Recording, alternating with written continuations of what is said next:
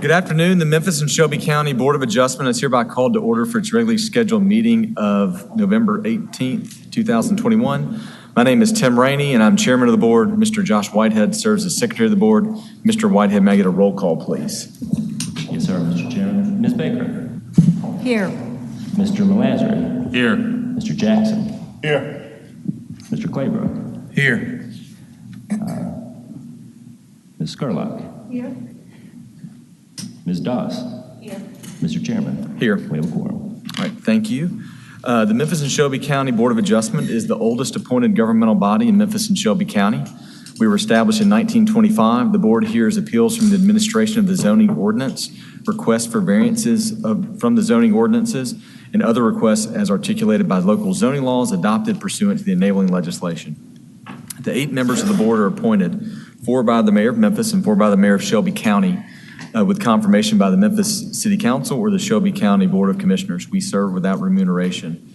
At this time, I'd like to swear in the staff. You may all remain seated.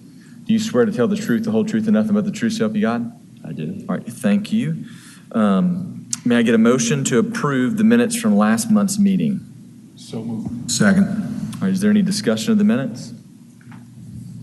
Okay, all those in favor signify by saying aye. Aye. Aye. Those opposed? The motion passes. Mr. Secretary, please provide us the Secretary's report, if there is one this month, then explain the procedure for today's meeting. Yes, sir, Mr. Chairman. Before I give my secretary's report, I'm going to hand the floor over to the director to provide an update with a lot of the issues that we've discussed in previous meetings. So, Mr. Zena, the floor is yours. Thank you, Mr. Whitehead. John Zena, I'm the director of the Division of Planning and Development. I've noted that there have been a few questions from the board over the last several weeks and months about some of the inner workings of our division and the extent to which we have been able to overcome maybe some issues of the past. So I thought it might be a good idea not only to be here to provide you a little bit of an update on some of the work that we've done, especially in the last year, but also make myself available to you if you have any questions. I think one thing that is unique or maybe special about this board is the nature of your work in many cases brings you to be a little bit more intimately familiar with the inner workings of the division and to naturally ask questions about the inner workings of the division, especially when cases come to you, be it on appeal or be it the result of maybe an applicant who's having to come and ask for forgiveness rather than permission. And so it's natural that you might have some questions about how things have worked or should work. And so I think it's important that you understand the work that we are doing within our division to perform the services that we do for the community, but also where we're headed as a division.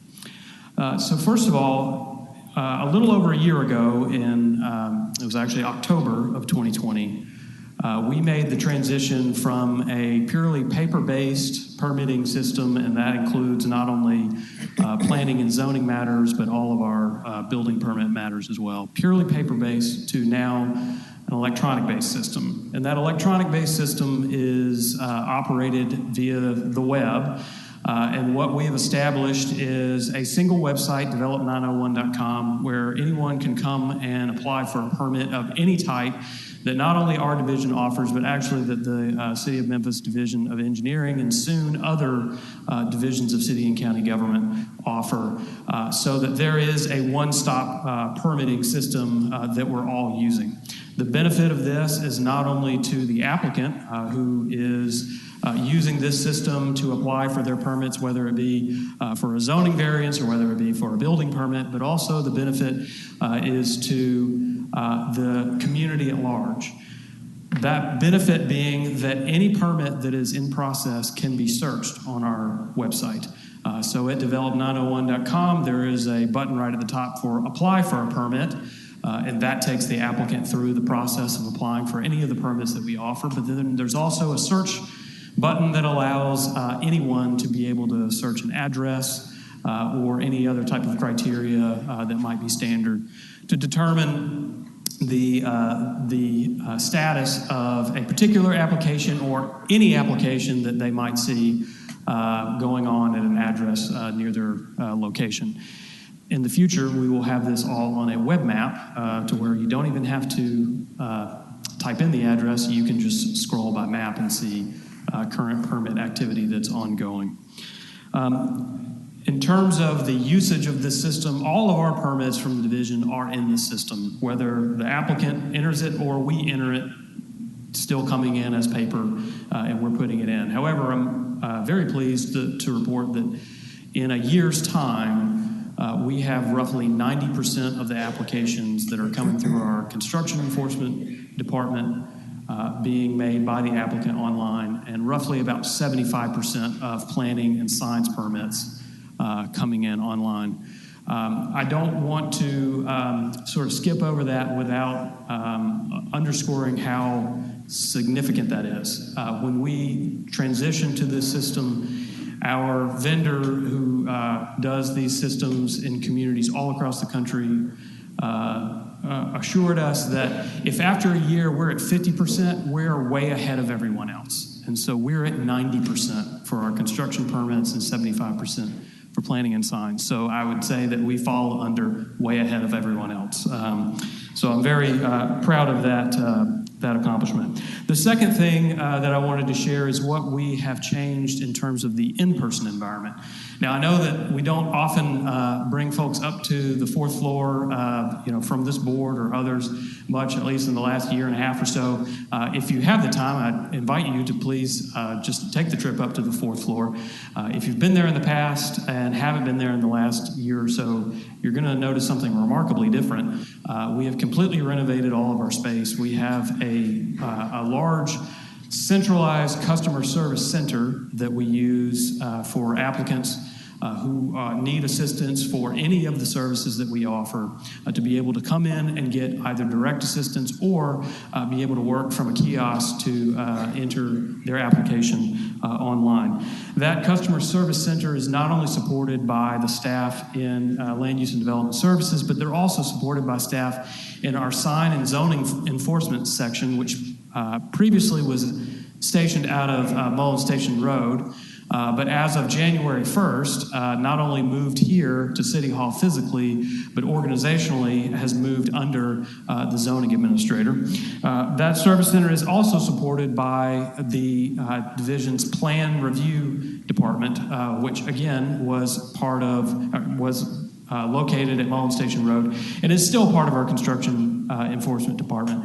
But at least for commercial permits and some residential permits, that staff is located here downtown. Not only are they there to support with the work that we're doing through the customer service center, but they interact daily with staff in land use and development services so that we have coordination between our zoning, planning, as well as our building department on permits that are ongoing through our office.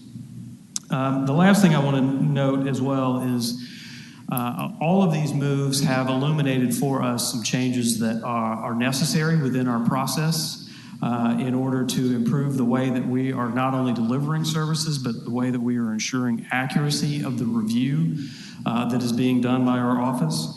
I think some of you have noted in past meetings, and certainly it's been an issue that we've talked about internally, that oftentimes there would be a disconnect between the zoning staff and the building plan review staff that might at times result in something being issued erroneously or perhaps just something as simple as a project taking too long through the process because of back and forth from these departments. Well, obviously the physical location helps a lot with that, but one of the things that we also needed to change was who exactly was doing zoning review on a building permit application when it was received by our office. In the past, zoning review had been done as a combination of review by our building plans examiners. So those individuals who are naturally trained in building plan review in the building codes, and by the way, there are 8 of those, of course, in addition to the one UDC, those building plans examiners in the past were being asked to make a review on the building as well as the zoning code. We've changed that.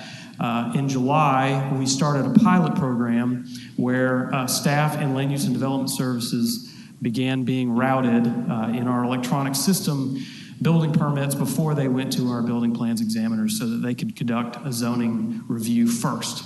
The purpose of that obviously was to catch whether there was an entitlement that was needed before it got too far in the process, to catch whether there was a historic overlay that was in place that needed to be caught and sent to the Landmark Commission before it went too far in the process.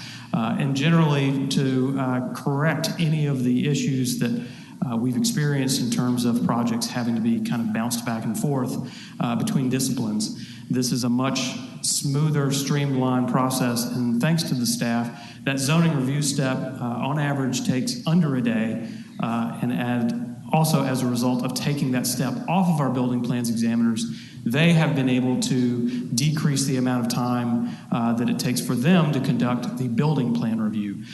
So all in all, I think that these steps have made a remarkable difference in terms of ensuring not only a speedy but an accurate review. Finally, I want to note that also this year, some of our staff, particularly Clark Shoot-Diggs, Lucas Skinner, and Seth Thomas, took on the task of improving our zoning letter process.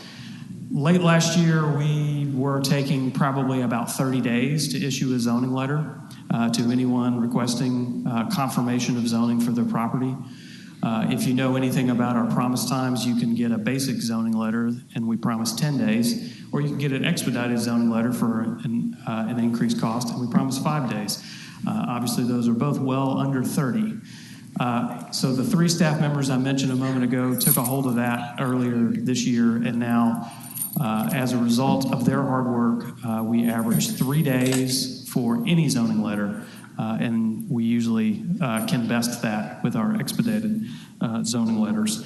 I want to just reflect on why that is important. A lot of times, applicants, especially if they're coming for forgiveness rather than permission, they weren't sure, they didn't know what applied to their site in terms of zoning, and I think I've heard Josh Whitehead say at least a dozen times that the best $50 that you'll spend if you're developing your property is to get a zoning letter. So I'll echo that again. Not only is it the best $50 that you'll spend, but it only takes you 3 days to get that letter. And again, that is the result of very hard work from our staff. And the bottom line, I guess, is none of this could have happened without a lot of hard work from all of our staff in ensuring that not only we are providing accurate service, but speedy service to all of our applicants across all of our departments. So I'm pleased to share all of those updates with you today. And again, if you have any questions about the way that we have operated, the way that we've changed our operations, either now or in the future, I hope that you will reach out to me or invite me back, and I will be pleased to share any more with you about the work that we've done. And again, I just want to publicly thank Mr. Whitehead, Mr. Ragsdale, and all of the staff in Land Use and Development Services for all the very hard work that they've done over the last year to get us to the point where we are today. Thank you. Thank you very much for coming to share with us. Mr. Whitehead? Thank you, Mr. Chairman. I'll now continue with my secretary's report, and then we'll go to the procedure. I only have one announcement, and you and I have discussed this because I've bounced this off you as a counsel and friend, but December 22nd will be my last service to this body as its secretary, And December 31st will be my last day as the zoning administrator. I'm taking a position with Birch Porter Johnson, effective early next year. And so I wanted to take this opportunity to just reflect how far we've come with this board and with this staff. When I think my first meeting with the Board of Adjustment, probably February or March of 2010, we were in the midst of having 7 mayors. If you recall, Dr. Harrington's resignation set a chain of events that resulted in 7 mayors. Harrington, Wharton, Lowry, Joyce Avery, Wharton on the other side, Joe Ford, and Mark Luttrell. During that 7 mayoral period that lasted about 6 or so months, unfortunately, one of the lower priorities, it seems, as a temporary mayor was filling up the appointments and reappointments of our boards and bodies.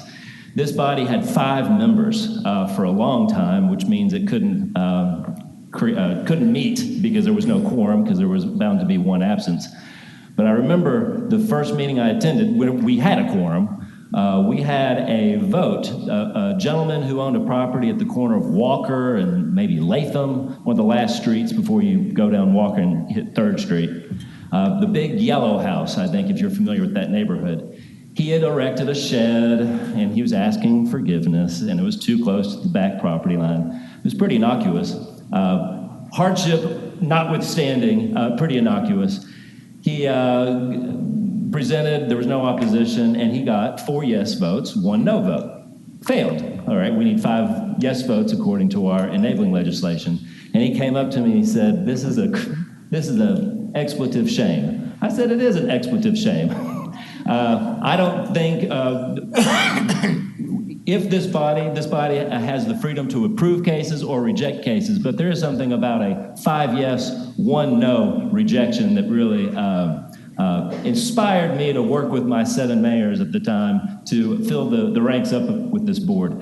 But more importantly than that, I think we have really honed in on the main mission of this very important function that this body beholds in the zoning regime. Variances are the necessary safety valve to any zoning code, but you have to provide those required findings of fact. What we have done in the last 12 years is we've added a portion on the application form, so the applicant can opine on what he or she feels is the hardship, practical difficulty, extraordinary situation. Then staff, front and center on the front page of the staff report, opines on whether it thinks that was met. And I think that, combined with the verbal testimony this body hears, enables this body to truly make an informed decision on a pretty complicated matter, the approval or rejection of a zoning variance. It's probably one of the most difficult and complicated local decision that any board or body, elected or appointed, can make in a local jurisdiction. We've come a long way. Now, I have contemplated this move for several years, and the description of the innovations that Director Zena just gave was really maybe I guess he'll determine later, at a later date, blessing or a curse.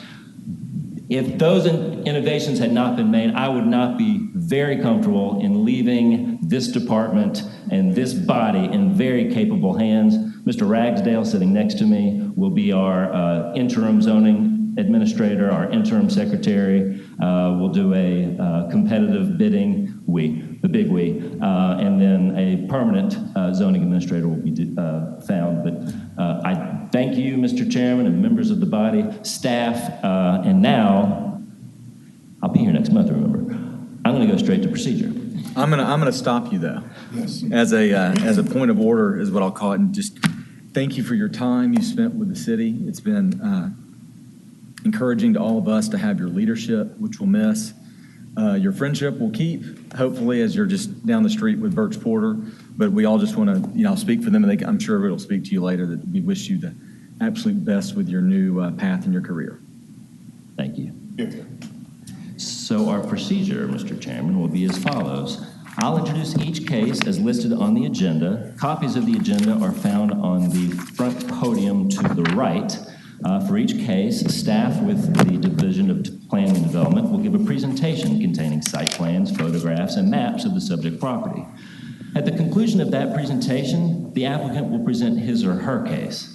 After that presentation, the board will hear first from those in support of the application, followed by those speakers in opposition of the application. According to our rules, each side is provided 10 minutes to provide testimony, followed by a 2-minute rebuttal. Those times can be extended by the chairman if, in the event, we have many cards filled out for a particular case.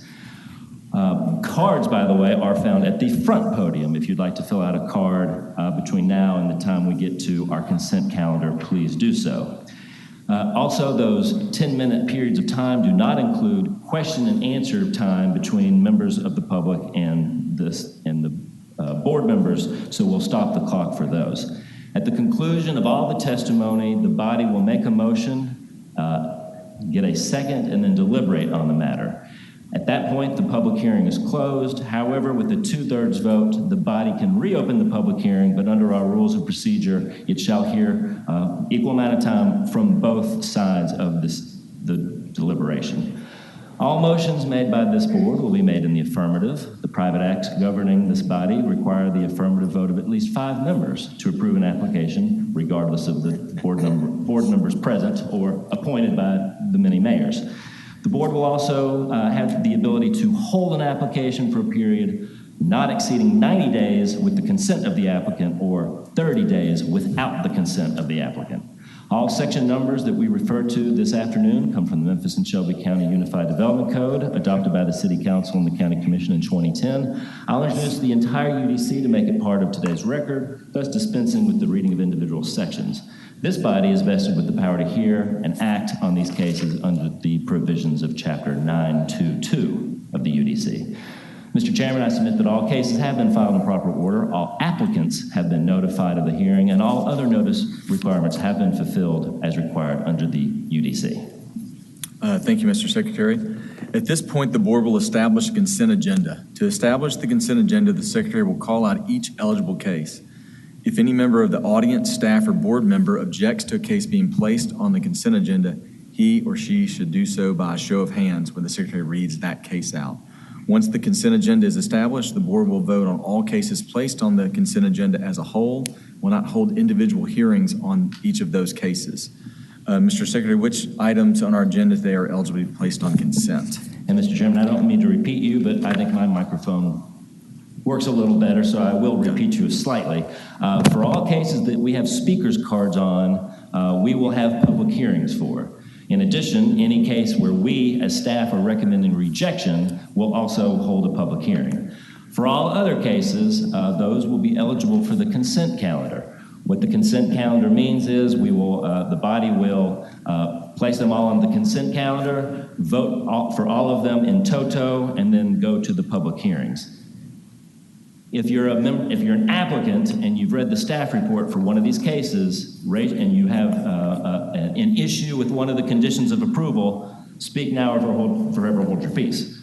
Equally, if you're someone in opposition to one of these cases and you have not yet filled out a card, here's your last time. Just raise your hand when we go through this, and we will have a public hearing on that matter. So, Mr. Chairman, items eligible for the consent agenda are agenda number one, docket number BOA 21117, located at 6847 Center College.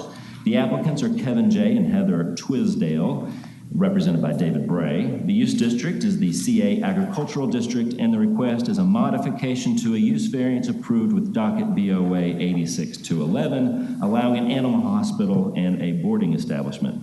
Mr. Chairman, this is a 1-month hold, so if it's approved on consent, it would be heard next month. Next item, agenda item number two, docket BOA 21118, located at 9053 Barrett. The applicant is Barrett Matthews, represented by Cindy Reeves. The use district, again, is the C8 Agricultural District, and the request is a use variance from Section 252 to allow the expansion of an existing restaurant. Again, that's a 1-month hold. Continuing the theme with 1 month holds, number 3, docket BOA 21-121, located at 2250 Central. The applicant is Dixie Rents Incorporated. The use districts are the CMU 1 commercial and the RU3 residential urban zoning districts within the Midtown overlay, and the requests are from Section 483, 847, and 848B, D, to allow parking within a setback of an urban frontage. Again, 1 month hold. Number 6, docket BOA 21-126, located at 4215 Alice Ann. That's Raleigh Egypt Middle School. The applicant is Shelby County Schools, represented by Jim Williams. The use district is the R8 Single Family Residential District, and the variance is from item 496E2H, allowing an electronic message sign for that middle school. Number 7, docket BOA 21-128, located at 3970 Voltaire. Right next door, we have Raleigh Egypt High School, also represented by Jim Williams, Shelby County School Board, use district R8 single family, and the same variance is from 496E2H, allowing an electronic message sign for the high school. Number 8, docket BOA 21-129, located at 3789 Poplar. The applicant is David A. Rosenfeld. The use district is a planned development, the Birmingham Place PD, and the variance is from pursuant to section 329F, allowing a side yard encroachment. Number 9, docket BOA 21-131, located at 4886 Briarcliff. The applicant is Patrick Nellius, represented by Greg Markham. The use district is the R10 Residential Single Family District, and the request is a variance from section 361, allowing rear and side yard setback encroachments. Number 10, we will hear. Number 11, docket BOA 21-135, located at 2681 Mount Moriah. Mr. Whitehead, I'd like to pull this one off, please. Thank you. So that brings us to number 12, and thank you for saving me from speaking unnecessarily. Agenda item number 12 is docket BOA 21-136, located at 3901 Outland. The applicant is Sunal Sethi, represented by Denisha Smith. The use district is the EMP Industrial District, and the request is a variance from subsection 271E, allowing an accessory office use within a modular building. And finally, Mr. Chairman, number 13, which is a 1 month hold, probably more technically a 5-week hold. Our meeting in December is the 4th Wednesday.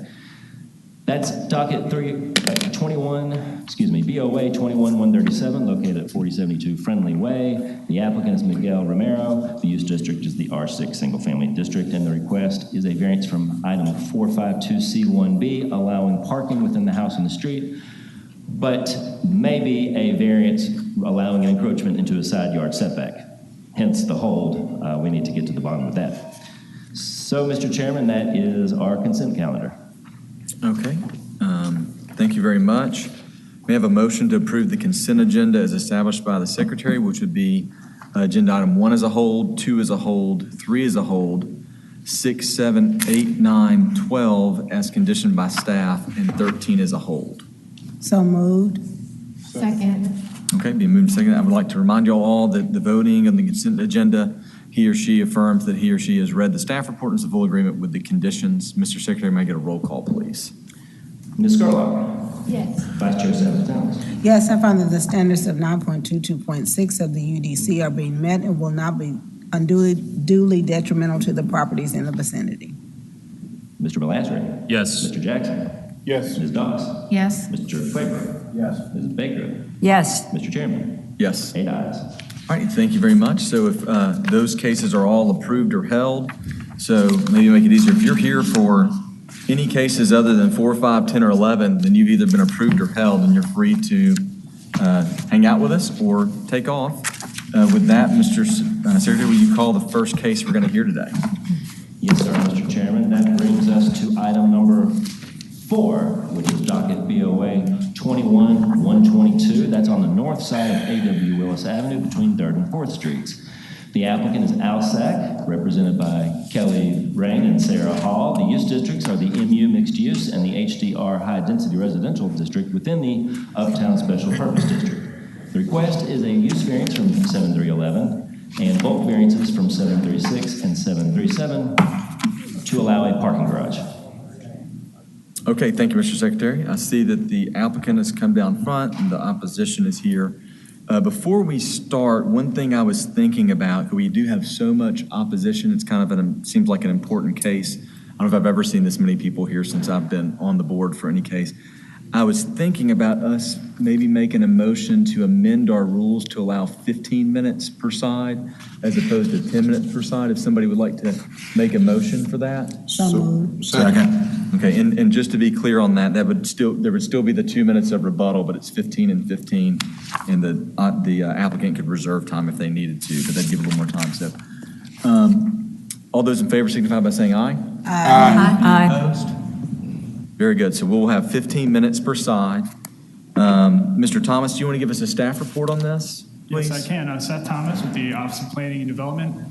As Mr. Whitehead mentioned, the case before us is BOA 21-122. The owner and applicant of this is LSAC. The representative is Jennifer Paragoy, and they're seeking 3 variances, a use variance to allow a parking garage, and then 2 different bulk variances related to setbacks and the height. The site is currently split zone between high-density residential and mixed use, as established in the Uptown Special Purpose District. And here's an aerial of the site. And then the land uses that surround the site are a mix of office, institutional, and some residential, along with the vacant lots that are directly to the west. So here's some site photos. This is the corner of the property from North 4th and A.W. Willis. This is just kind of looking straight at the property from A.W. Willis facing north. This is the view of the corner of North 3rd Ave and A.W. Willis. This is the last structure that was on this group of parcels. Was a convenience store that I believe at one point in time was a doggy daycare until it was demolished in late 2016, and the collection of parcels have been vacant since that day.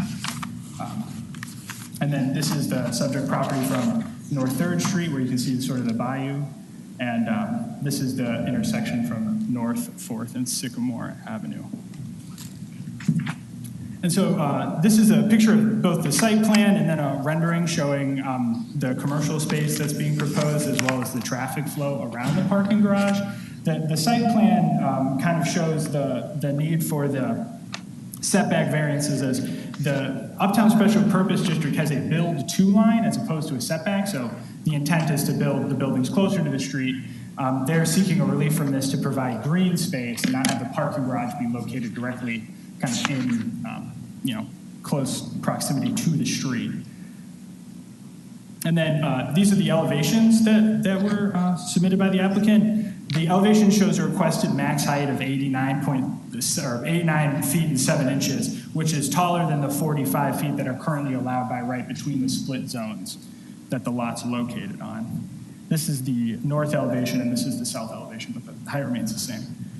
And then this is a rendering that was sent by the applicants, showing also the bridge that connects this parking garage to the rest of the St. Jude campus. This is the proposed park space that was sent by the applicants after their submittal. And this will be between between 2nd and 3rd Street along A.W. Willis and the parcel that's directly east that also has part of the bayou that's running through it. And then so this is the Memphis 3.0 breakdown of this particular application. So this particular group of lots resides in the urban center anchor. And so the buildings primarily attached that are block scale with a mix of uses. As far as future land use, the story proposal is 1 to 12 stories, as it's located within a neighborhood anchor, that neighborhood anchor being the St. Jude campus. So the site's surrounded by a couple of different use districts that are within the Uptown Special Purpose District, the high-density residential, mixed use, and essentially, the Memphis 3.0 plan says that this requested use is compatible with adjacent land uses because the existing land use surrounding the parcels is similar in this sort of dense future planning for that particular section of A.W. Willis. And so really the consistency analysis, although the request does not meet the criteria of use, the parking garage is adjacent to the citywide anchor of St. Jude, and the construction of the garage will go a long way in reducing the current surface parking that's in this citywide anchor, and the addition of the park will add a viable community neighborhood space. So this was found consistent with the Memphis 3.0 plan as compiled by Melanie Backey, who's in the Office of Comprehensive Planning. And so really, in conclusion, the applicant's seeking relief from section 7.311 to allow the use of the parking garage, and then bulk variances from section 7.36 and 7.37. In staff's opinion, the presence of the Goyosu Bayou makes the development of this property difficult under the current zoning, which would qualify for the undue hardship that's required to seek a variance. And staff believes that the hardship created by the bayou leave the property and subsequently the property owner with very little development opportunities, and as such, we feel that the parking garage will be an appropriate use for the site. So our recommendation is approval with conditions. The 3 conditions are as follows. A 600 square foot minimum of first floor commercial space will be provided. As part of the development of this parking garage, that open space that I mentioned previously that's directly to the east needs to be developed into a park. And then any change or deviation from the site plan or elevations would have to come back to the Board of Adjustment for approval from y'all. And that ends my presentation. I'm open for questions. Okay. Thank you, Mr. Thomas. Are there any questions of staff at this time? I Yes, do. ma'am. Mr. Thomas, do we know the number of spaces that are being provided by this? I want to say it's 1,684 off the top of my head. Was that correct? Yeah. So yeah, 1,684 proposed. Thank you. Yeah, Mr. Jackson. Mr. Thomas, could you put up the diagram that shows the plan view of the parking structure and the turning movements associated with it on the existing street? Yeah, the one to the right there. My question is, on the northeast corner where the arrow turns in, is that northeast corner limited to access into the site only? Or would that have the ability to be a point of egress and egress once leaving the structure?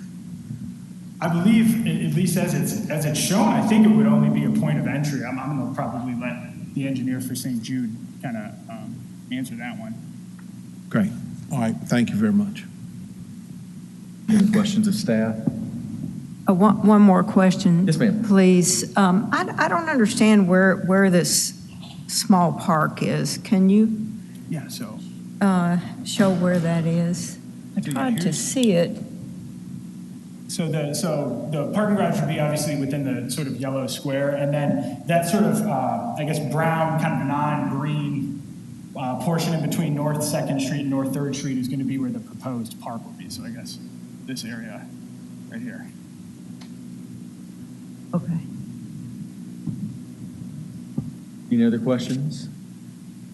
Is there a justification for why it's so tall? There's 45 feet allowed by right, and the variance request is 87 feet? Yeah, so the there isn't necessarily a direct justification that's for the height of it, but as far as staff's concerned, because Memphis 3.0 and subsequently the Uptown Special Purpose District plan is sort of moving towards, in the future, building more density, then that's sort of their argument for the height, is that because the neighborhood as a whole will become more residentially and commercially dense under their, plan that was approved by city council, that this height will, although not meet the future or the current zoning regulations, will meet those future height requirements, which are between 1 and 12 stories for buildings in that dense urban core part of the Memphis 3.0 plan. All right, Mr. Jackson. Mr. Thomas, do we know the height of the Bridges facility to the east of this? What is that maximum height? It's under the 45 feet. I believe it's either under right the at 45 feet or just under that. Thank you, sir. Any other questions for staff right now? Seeing none, we'll move on to the applicant at this time. If you'll want to give your name and address for the record for me. Good afternoon. My name is Sarah Hall, and I live at 4163 Mead Village Cove in Memphis, Tennessee, 38117. Okay, do you swear to tell the truth, the whole truth, and nothing but the truth, so help you God? I do. Okay, go ahead. You'll have 15 minutes.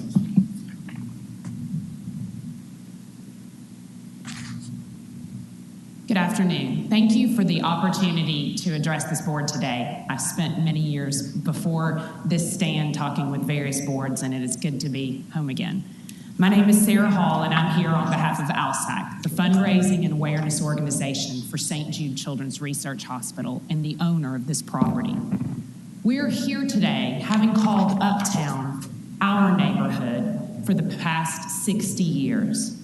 When Danny Thomas opened the doors of St. Jude in 1962, he created a special place where children with cancer, sickle cell, and other childhood diseases could come for hope and cures without ever receiving a bill and without regard to their race, their national origin, or their ability to pay. St. Jude has served as this beacon of hope and inclusion ever since. And we've done it right here in Memphis and in Uptown, and we've never left the neighborhood of our founding. St. Jude and ALSAC have been good neighbors throughout the decade by supporting community development, being the lead applicant securing $95 million in development and infrastructure improvements for Uptown, and by assisting in community gardens, projects, and cleanups. ALSAC has also sold land we acquired near campus for expansion when we needed to for the community good, whether that be to Bridges when they came to us asking us to sell the land that we did that is now their current location, or whether that be the city and the CRA when they asked us in 2015 to sell the Chisholm grocery site so that they could redevelop it. We offer incentives to our employees to live in Uptown and the medical district, and we know that bringing more employees and families to this area is good.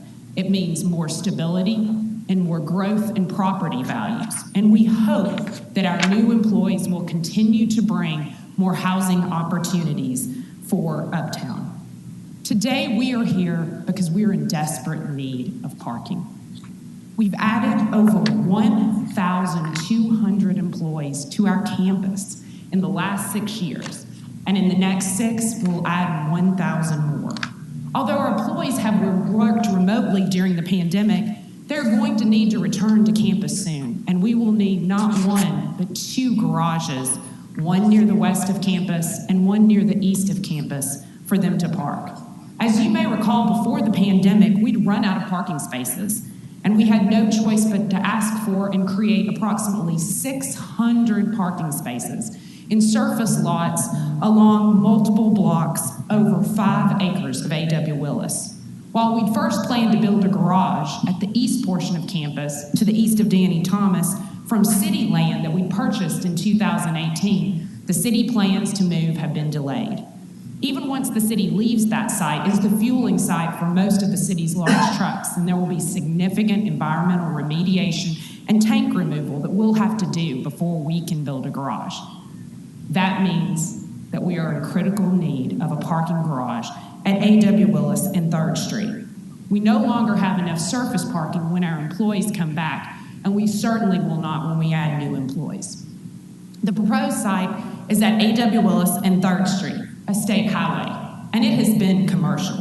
A.W. Willis has 9 current buildings and businesses in that area: 2 banks, a MATA bus terminal, Bridges, MPI, a gas station, a nail salon, a liquor store, and a Subway.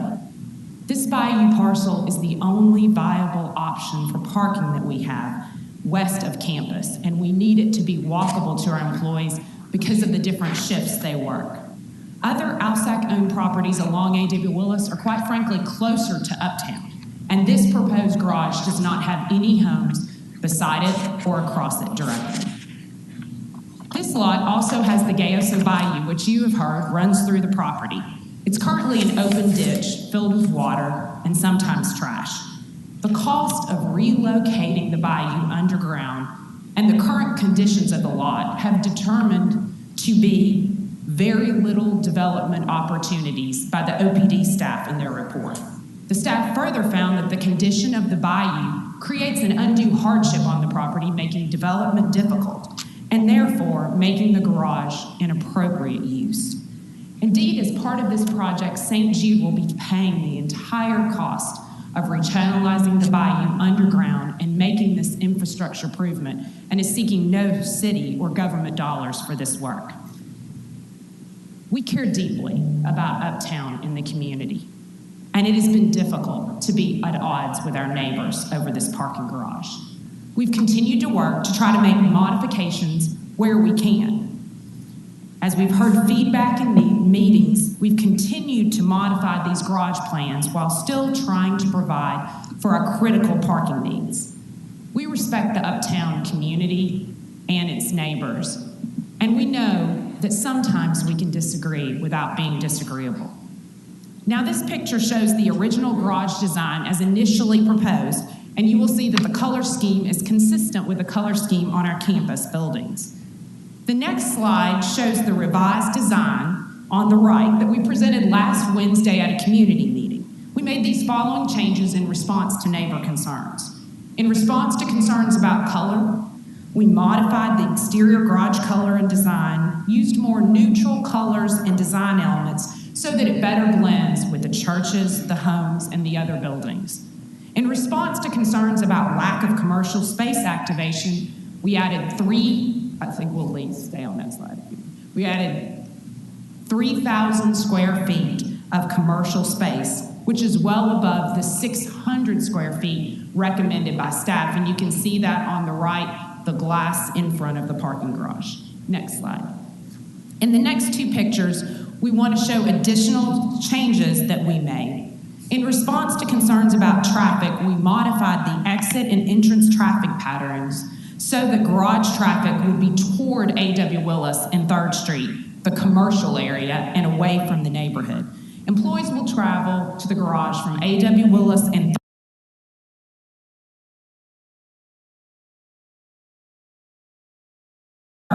and will not be allowed, to answer your question, to turn to the Uptown neighborhood on 4th when exiting the garage. And you can see on that design, we'll have the triangles to prevent cars from turning into the Uptown community. We are also adding electric car charging stations in the garage as well. Next slide. In response to questions about green space, we have about 1 acre of green space surrounding the garage, which is about the same amount of green space that currently exists in the Bayou lot outside of the fenced safety area. In addition to that, we are also proposing another acre of green space, and that block will obtain community input about the uses, and we'll design a space that can be used for walking, food trucks, art installations, and other recreational activities to serve the community, as we did with Treatum on that lot some time ago.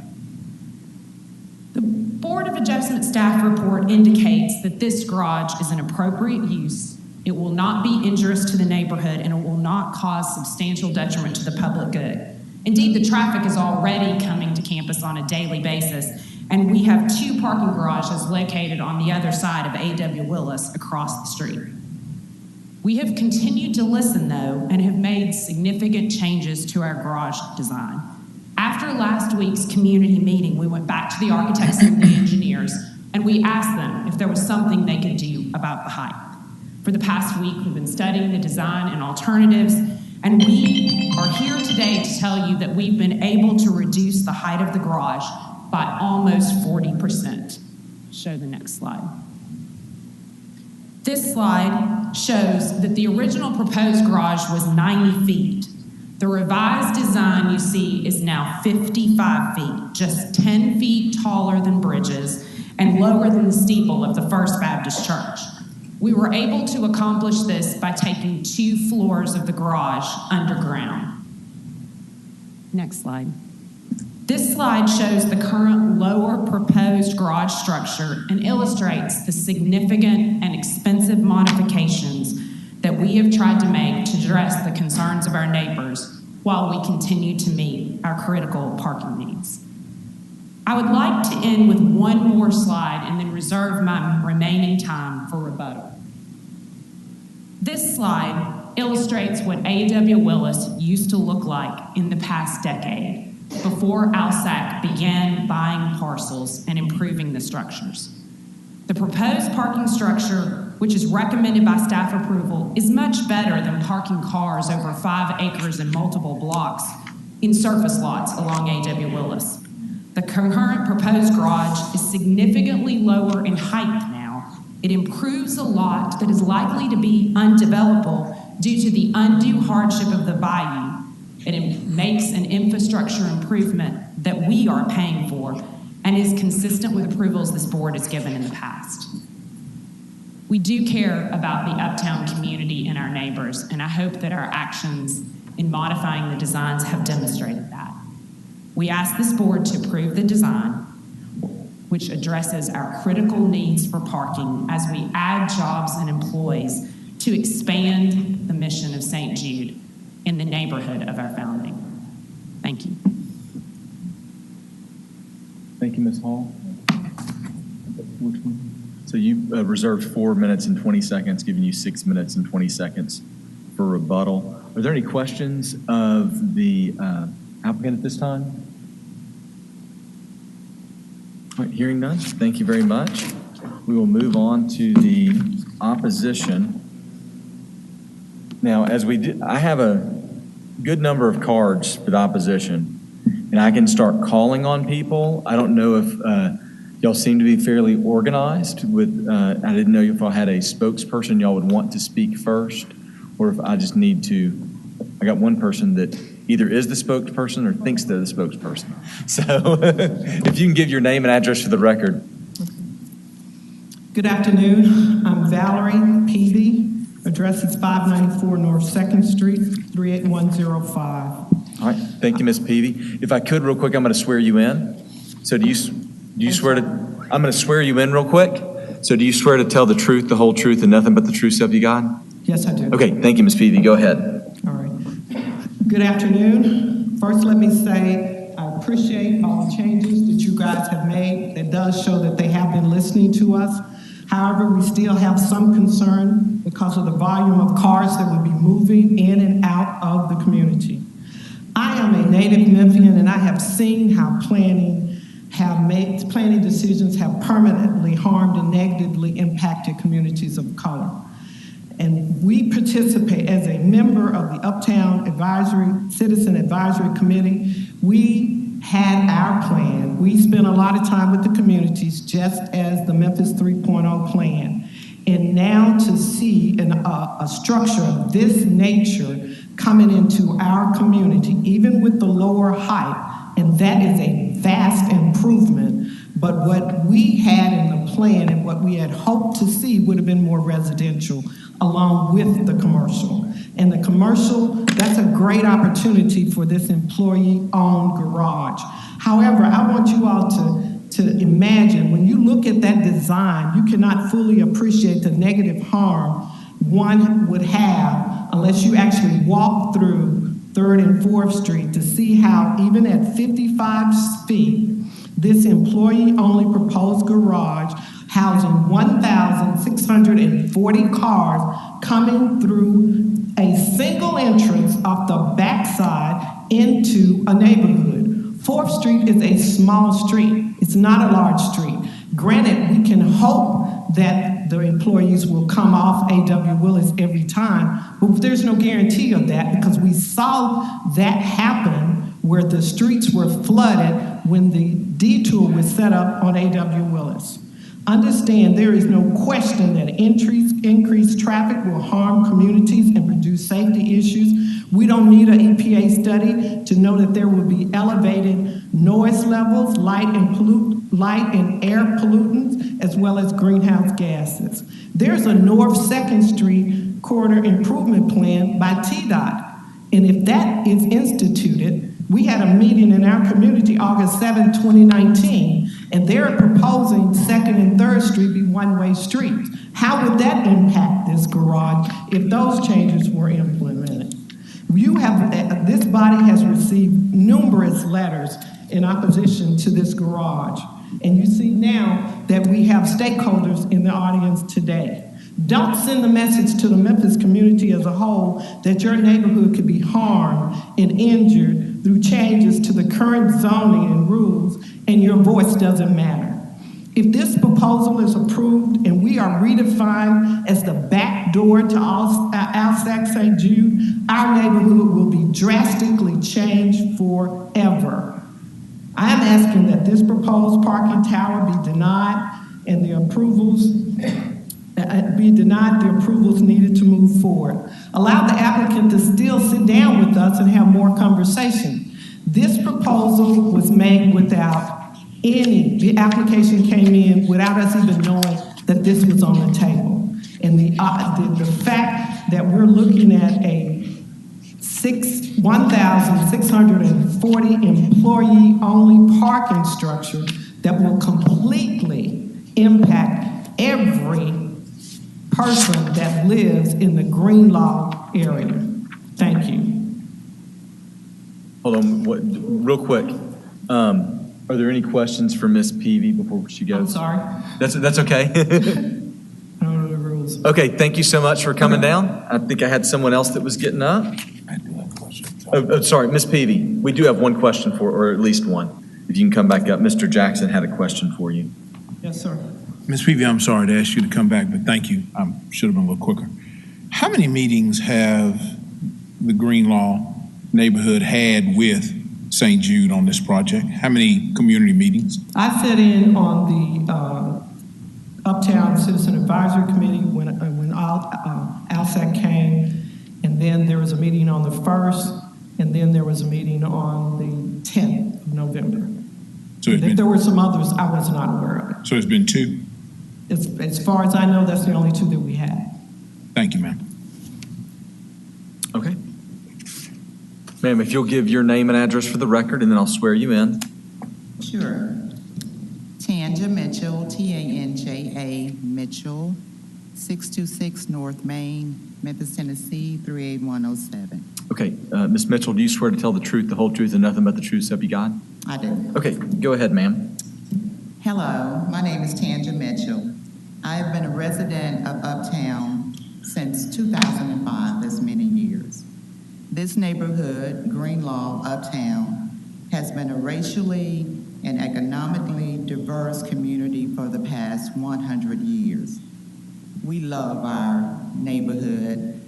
I'm a champion for our neighborhood. I've worked in the neighborhood. Formerly worked for the CRA. During that time, we worked on the plan for the neighborhood. We have businesses, large and small homes, new and old homes, market rate apartments, and affordable housing. The proposed parking garage was planned with no consultation or consideration of the residents of Greenlaw, but we have concerns. And I need to update that to say that after the first BOA meeting was postponed, that's when the meetings with the community started. I speak for hundreds of community meetings, as I have for the past 10 plus years, who have written letters. 205 letters of opposition were submitted on this project, not one in favor. The CRA, Girls Inc. of Memphis, where my daughter attended, Bridges, my bridge builder mom, DNA, Downtown Neighborhood Association, past president, Memphis Heritage, the Center for Transforming Communities, all have written letters supporting the residents in this issue. Since Alsac didn't consult the neighbors in the beginning, we did. We surveyed nearly 100 people in the immediate area. Here's what they said. 90% do not want this massive parking garage to be built. 95 cited specific harm the project would cause to the community. What are the greatest harms that were identified. 73% said harm to the character of the neighborhood. We have a charming neighborhood. As I said before, all new houses, market rate, street trees, our neighborhood is charming. 73% said significant increase in traffic. I don't have enough minutes to tell you about the traffic nightmares that we have had in Uptown over the past years. 56% said decreased pedestrian safety. And as a note, the Greenlawn Community Center is north of this parking garage. Children play there. Sometimes they run out in the street and get the ball or ride the tricycles. 51% said increased air pollution. 51% said increased crime. 32% said they were concerned about flooding. We asked neighbors how often they walk uptown. 59% walk daily. You look at my Facebook page or Instagram page, you'll see that I'm not lying, I'm a walker. 79% walk at least weekly.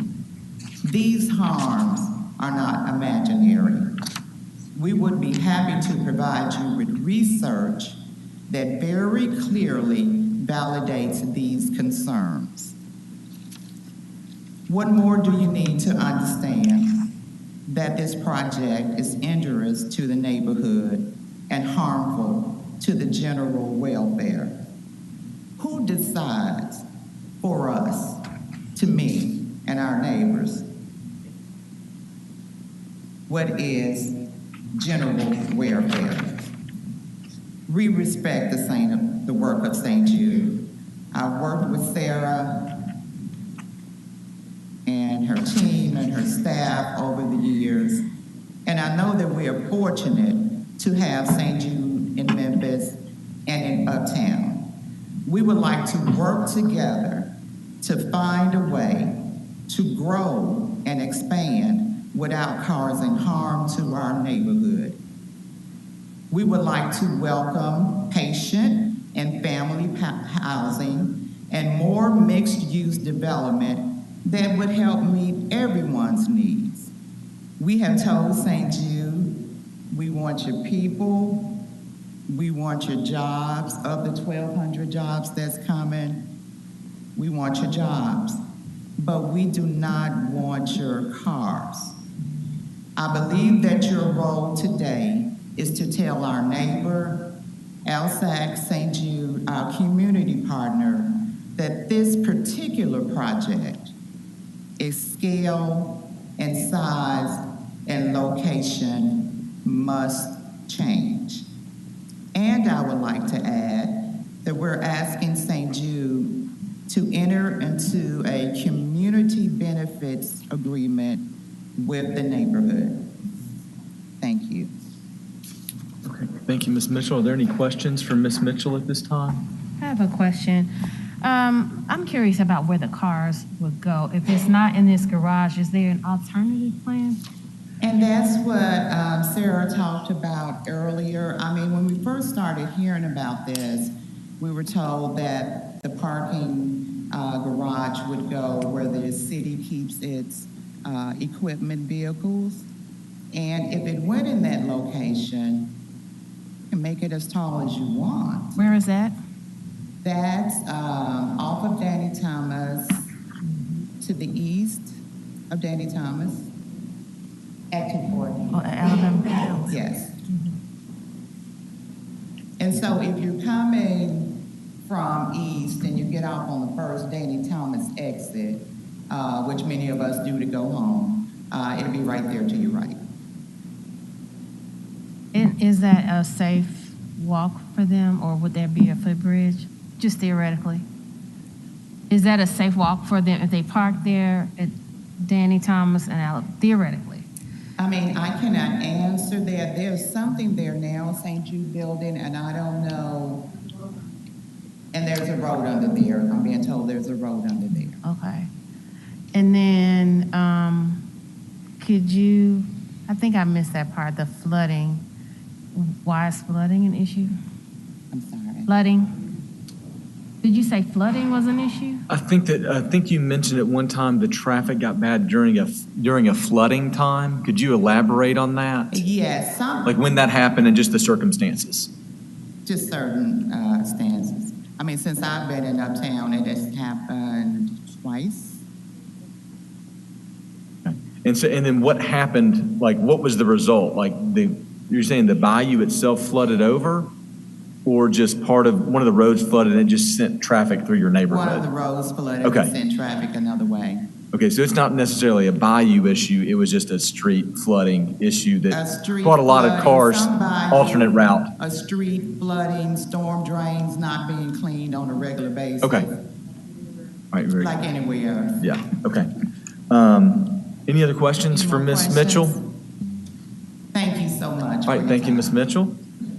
All right, we have around 5 minutes remaining. So, okay, perfect. You can give your name and address for the record, please, sir. Yes, hello. Jared Price, president of the Downtown Neighborhood Association. Address 648 Poplar Avenue. Okay, do you swear to tell the truth, the whole truth, and nothing but the truth, so help you God? I do. Okay, go ahead, Mr. Price. Good afternoon. I am the president, as I said, of the Downtown Neighborhood Association. We are the largest and oldest neighborhood association in downtown Memphis, representing over 500 members that consist of businesses, residents, and even elected officials. The Downtown Neighborhood Association supports residents of Uptown, and like many of us, want to see progress in our community. And we've seen progress in the area of increasing home values throughout downtown, and in particular in Uptown. We believe that this project would have a negative impact on this community because it is going to impact the home values that are currently increasing.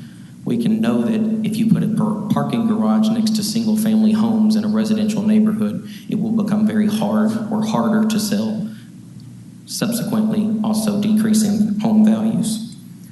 But what we do want to see is, much like Sarah from St. Jude said that was on that corridor, other businesses, homes, and other commercial properties, such as the CRA's plan calls for. It calls for mixed use and homes to be along that corridor.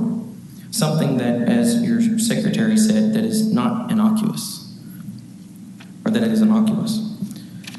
This is also an issue of equity and fairness, I believe. The residents of Uptown are raising their concerns that come from a community that is 80% African American with a median household income of under $30,000. We've seen recent similar issues where large projects seem to force themselves into communities of color and communities of economic challenging backgrounds. ALSEC participated in the Uptown Community Plan process, and now ALSEC is requesting variances. Their very own site master plan images that can be found online show this parcel with mixed use, not a massive parking garage.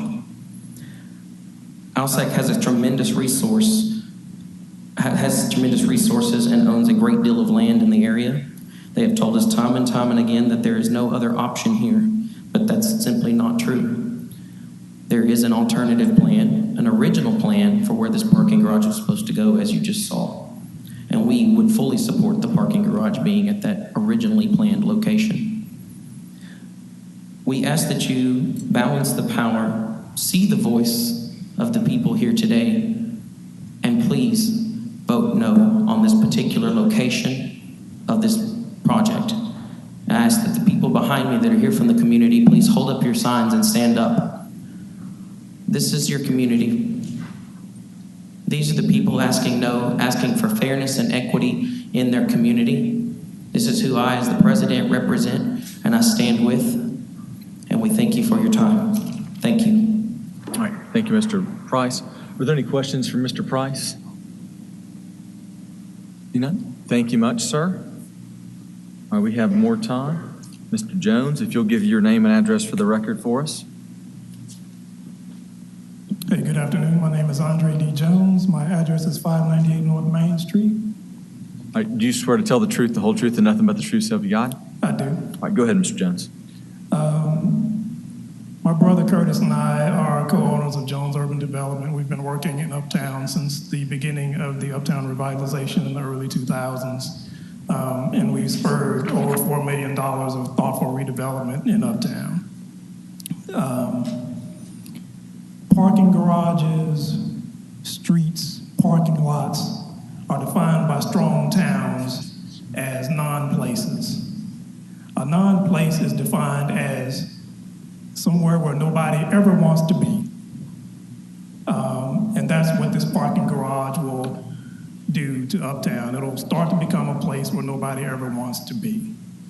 And so the question of the day is, what's the next best small thing you can do? And so the next best small thing this board can do is to reject this proposal. And I want to remind you that rejecting this proposal is not a rejection of St. Jude's mission. It is to give St. Jude an opportunity to come up with a more thoughtful, iterative parking solution, something more creative. I read just this morning where Lockport, Illinois had a similar issue where they had parking and issues downtown, where they had a lot of parking, but the parking just wasn't in the right location. And so they had to choose between building a $12 million parking garage or coming up with something a little more creative. And so what they decided to do was pay for valet service. So for $75,000 a year, they contracted with a valet to pick these people, to take these cars and park them from the businesses where they were going. And it was a more creative solution, it was more iterative, and it benefited the businesses and the people of the community. And it was a design thinking creation that was just not as permanent as a huge parking garage. And so with the 600 surface parking spaces that they have in place now that are new, and the other alternatives, surely they can come up with a more creative solution. They have a lot of smart, creative people who work for St. Jude. Tom Entretor's project, if it ever comes out of the ground in a pinch, will obviously need a parking garage. If he builds a parking garage, you're gonna have one huge parking garage that's full at night. If St. Jude builds their parking garage, they're gonna have one huge parking garage that's full during the day. That's a completely inefficient use of space simply for cars. And we're giving up a lot of our space to cars that should be used for humans. Thank you. Okay. Are there any questions for Mr. Jones? You're not. Thank you, Mr. Jones. All right, that concluded, y'all probably heard the buzzer go off 15 minutes. So at this point, we'll go back to the applicant for their rebuttal, which is 6 minutes and 20 seconds.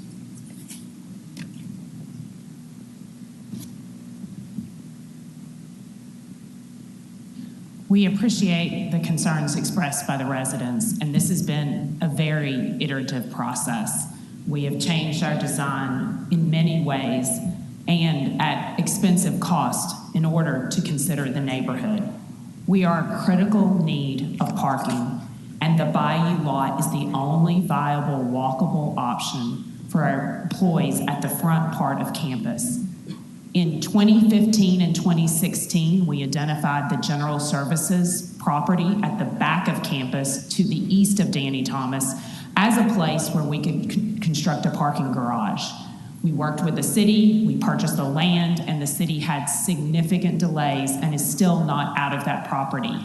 Toward the west of the two brown buildings, there are two of the largest fueling tanks in the city of Memphis underground there, and there is significant environmental remediation that will occur after those tanks are removed. But unfortunately, until the city can construct its general services maintenance facility and until it can get those tanks removed and stop fueling trucks there and do it somewhere else, they cannot move. During that time, and since 2015, we've hired more employees. In the past 6 years, we've hired 1,200 employees. We now have a wonderful expansion plan in Memphis, in Uptown, to hire another 1,000 employees. And we need not one, but two garages.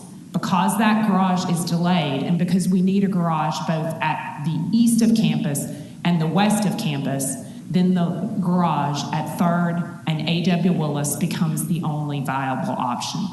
While there was a CRA envisioning plan for residential there has been zero developer or other interest since that plan was developed. We sold the Chisholm Trail lot to the city and the CRA years ago for development of that lot, and yet it hasn't been developed either. We own land along A.W. Willis, and we are a contributing, thriving member of this community. In response to concerns, we have significantly reduced the height of the garage. It is now 55 feet, which is just 10 feet over bridges and lower than the First Baptist Church steeple.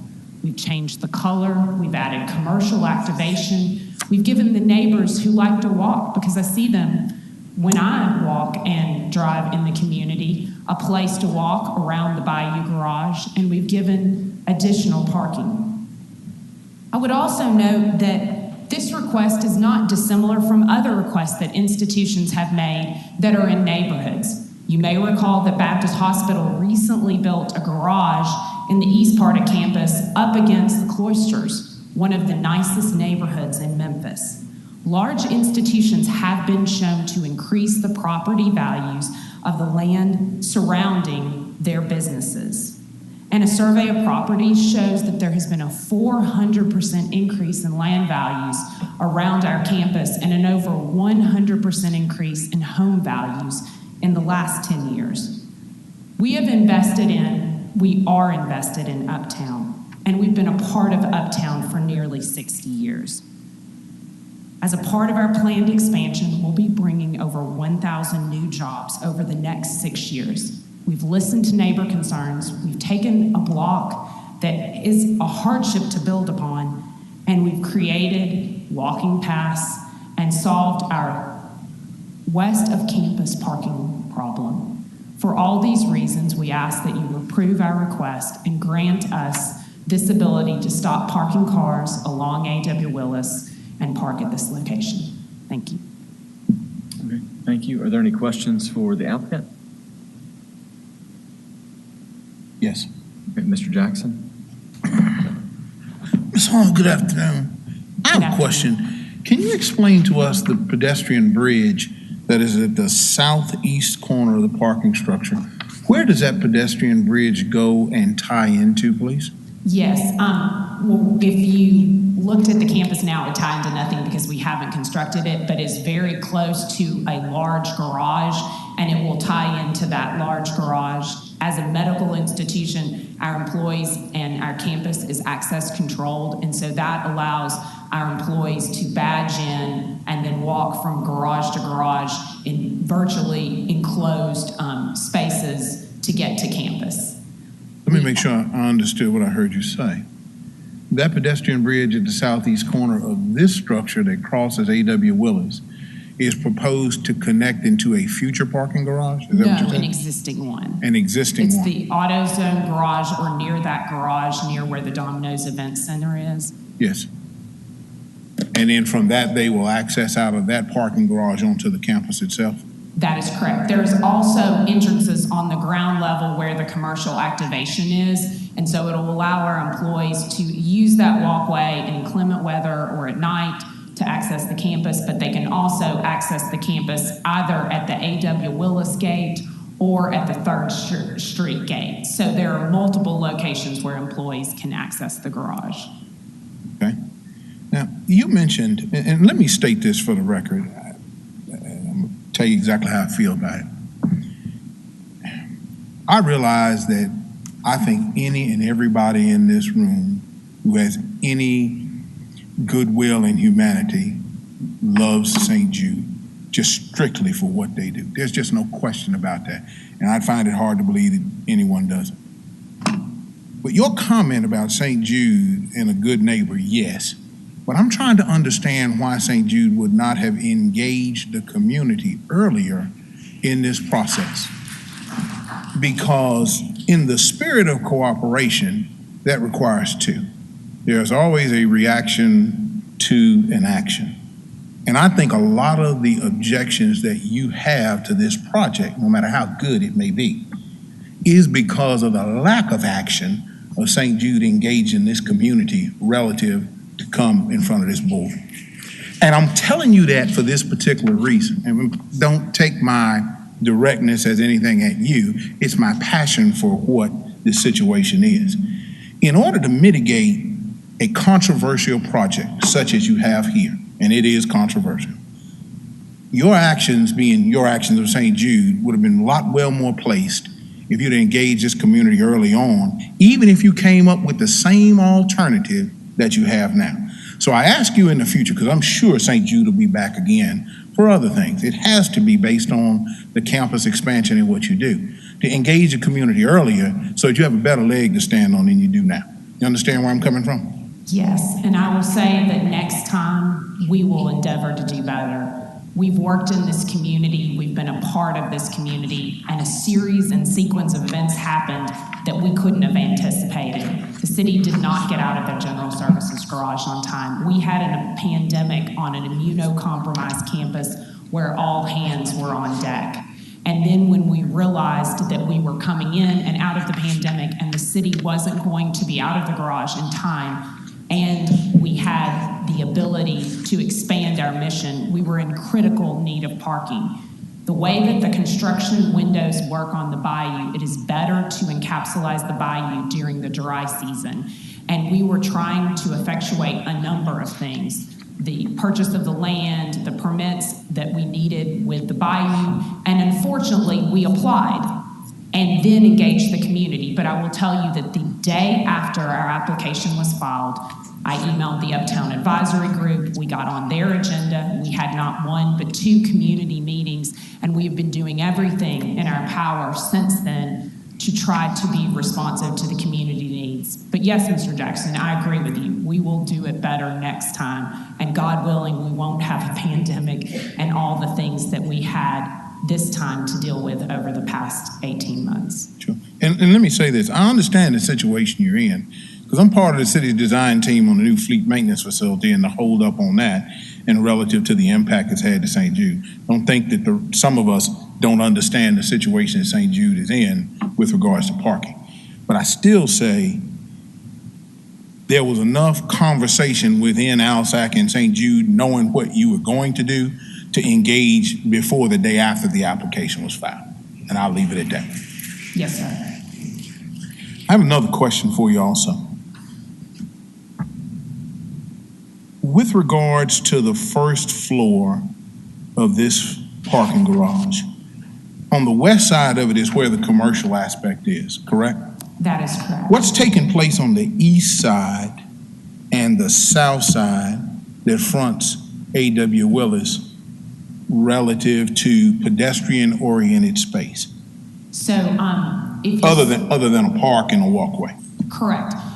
So I will just say that it was discussed in our application, but just to orient the board, the bayou runs along the A.W. Willis side where the green space is, and then so that's where it runs now. It will run in an L along A.W. Willis and 3rd Street. So it was important not to construct the garage over the bayou. And so there is 3,000 square feet on 3rd Street of retail space where people can activate. And we deliberately did a walking trail based on the number of people that do now walk in Uptown around that block and the other block. And the thought was to activate that to the west with the garage. There are no particular activities that we had necessarily planned on the other sides of the street, but certainly it's available for public space and use. So the answer to my question is, the only side there is of commercial space is on the west side of this structure, and the south and east presently have no accommodations for that, correct? That is correct, and we were trying to get as many spaces as we could in that garage, and I would note that the current design is about 1,550 spaces due to the loss of spaces caused by the commercial development. Okay. Next question I have for you Has St. Jude or its consultant, design consultant, done any traffic studies relative to the effect on the adjacent two north-south streets and its impact on Greenlaw and A.W. Willis? We did look at traffic. This also goes through traffic and engineering before it is approved, so it will have that final approval. One of the things we did when we consulted the traffic consultants was to include the traffic triangle as you exit the garage on 4th Street, which prevents people from turning left into the uptown neighborhood.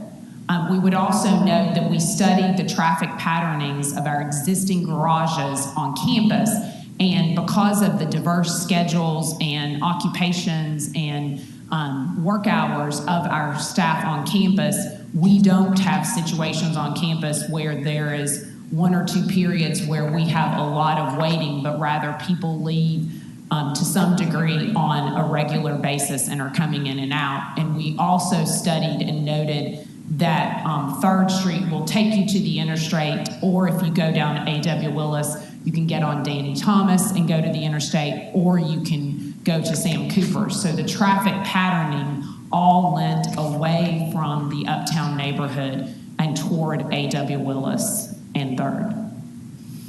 But the official answer to my question is no, there has not been an official traffic study done to determine access, egress, and ingress to the structure. Our engineers looked at traffic, as do most, when planning a development of this type, and the appropriate time for the city engineers to review any additional trafficking would be after this approval during that design process. So it is a part of the process, but has not happened yet. So the answer to my question is no. It hadn't been done yet. No. Thank you. Let me also say this. I've been very critical of St. Jude here, but I also must commend you on the lowering of that structure. I think the originally conceived idea of almost 90 feet tall was an obstacle that was almost impassable. 55 feet tall, I commend you on getting it lower. I'm still concerned, though, about the elevation and facade of the east and the southern of the structure. It reminds me of your being St. Jude, previous project you have in the pinch of a lower facade at the pedestrian street level that does not engage pedestrian activity. No matter how you put a green park on A.W. Willis or how you bring the structure itself with the punctures for wind to blow through in the structure, it does not lend itself to a good pedestrian environment. And I think those 2 areas on that project could take some further looking at from a concept perspective. And I'll leave that with you. Thank you. Thank you, Mr. Chairman. Are there other questions of the applicant? Yes, ma'am. Mr. Burlock.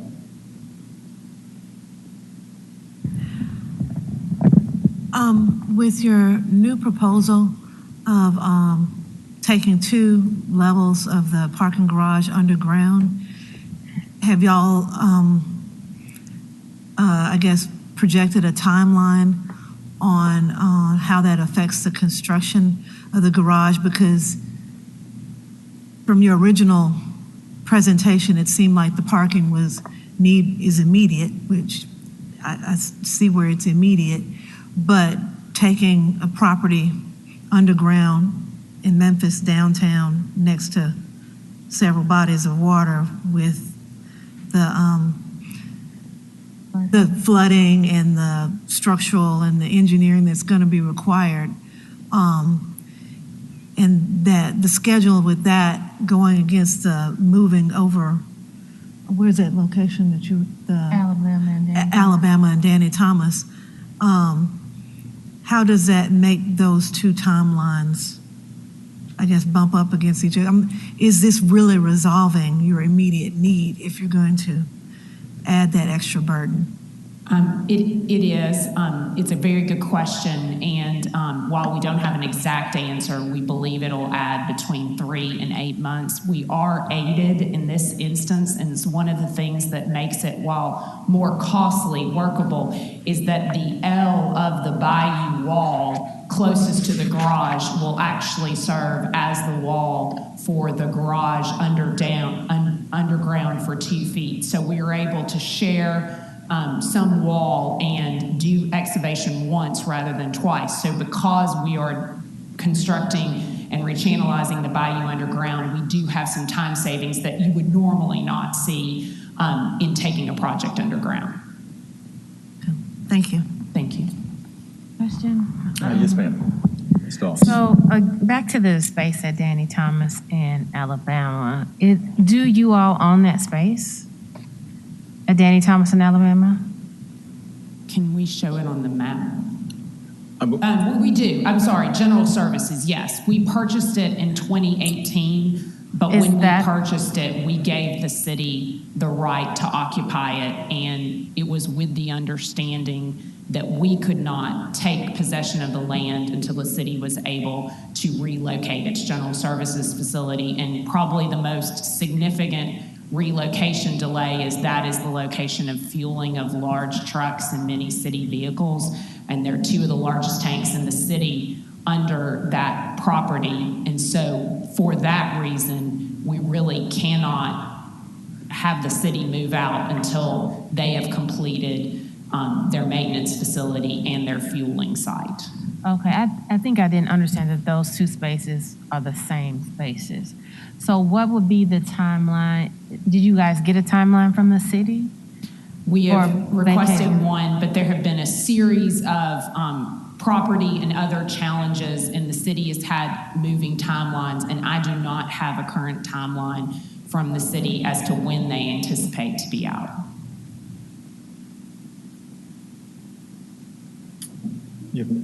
Ms. Vice Chair?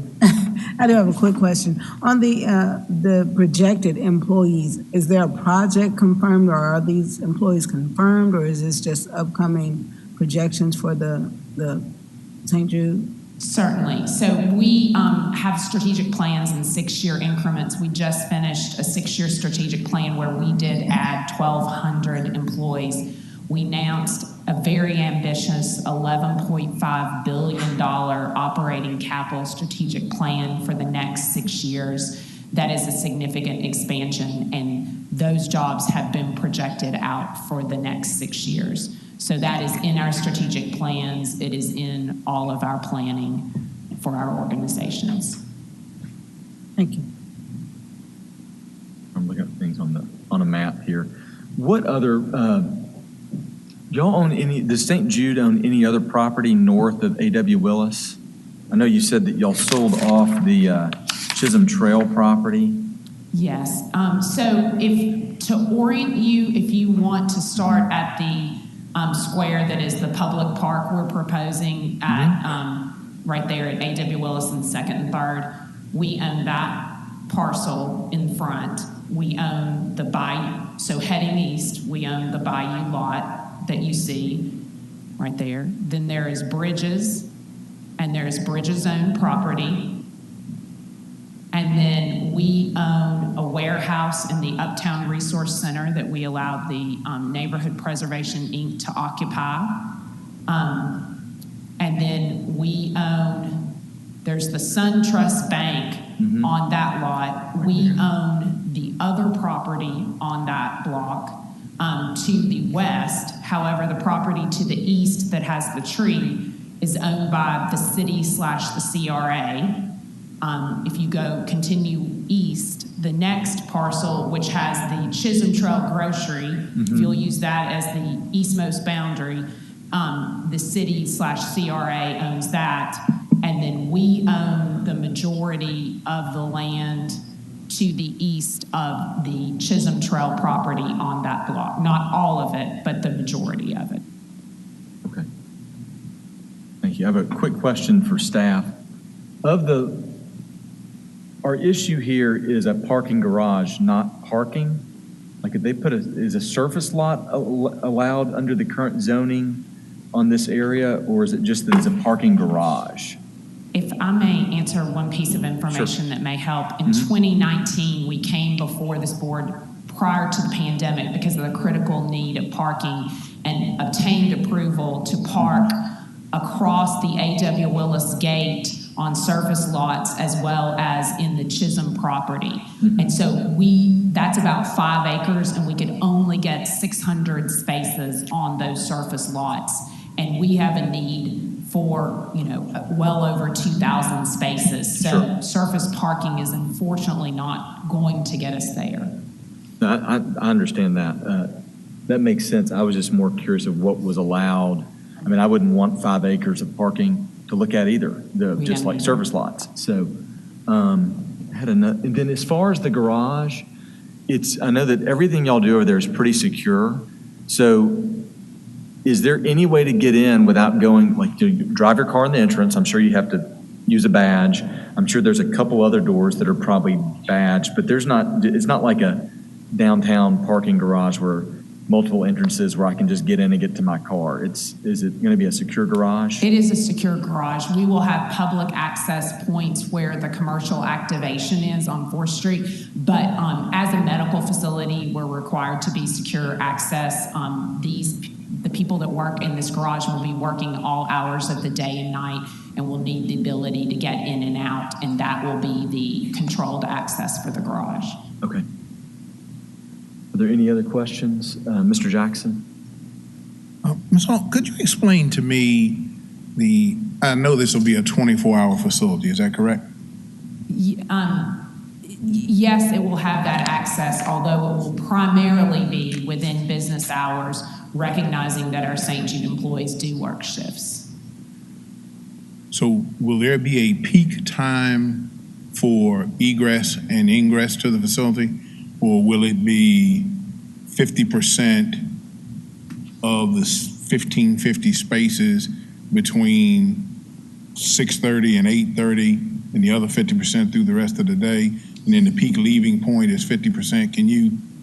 Is there any way to come up with that number of how that works? I don't know that we have that number yet. What I will say is that our 2 garages on campus, when we study the traffic patterning, they don't have the significant wait and queuing times that other downtown office buildings have that truly work 9 to 5 type jobs. And so we do have more diversity of start and stop coming and going points. And we also have the ability to allocate staff in the front part of campus to that garage along with the other garage to try to balance those work times. Thank you. Any other questions? I'm still thinking about alternative spaces. So if you have the space behind the Chisholm Trail still, is that correct? We do have that. Unfortunately, the Chisholm Trail space is too far of a walk for our employees that are at the front part of campus. And so we have a need for a parking structure at the back of campus and also near the front of campus. I would note that you all have probably been to St. Jude before, so you know the Chili's Care Center. That right now has inpatient and outpatient. As a part of our expansion, we will be building another building separating inpatient and outpatient, and that will take a lot of the surface parking that currently exists at the front of campus, and it will also add a significant number of employees to that front of campus area. We truly looked at ways to structure the campus. We've been at this location over 60 years, and so obviously growth is natural, and in order to expand our mission, inpatient, outpatient, research, patient care, doctor's office, ancillary care needs to be housed in a centralized location, and that does necessitate some parking garages that are not within the core of the LSAC campus. Are there other questions of the board? Seeing none, thank you so much, Ms. Hall, for sharing with us. Thank you. there any questions for staff before we move to discussion? All right, so at this point, I want to see, so just so the audience knows, we always make motions in the affirmative. So if we can get a motion to approve BOA 21-122 as conditioned by staff. So moved. Second. Might be moved and second. Is there any discussion? Nobody wants to touch it first, I'm sure. Mr. Jackson gave us a good explanation of that. Mr. Jackson will lead us off. Thank you, sir.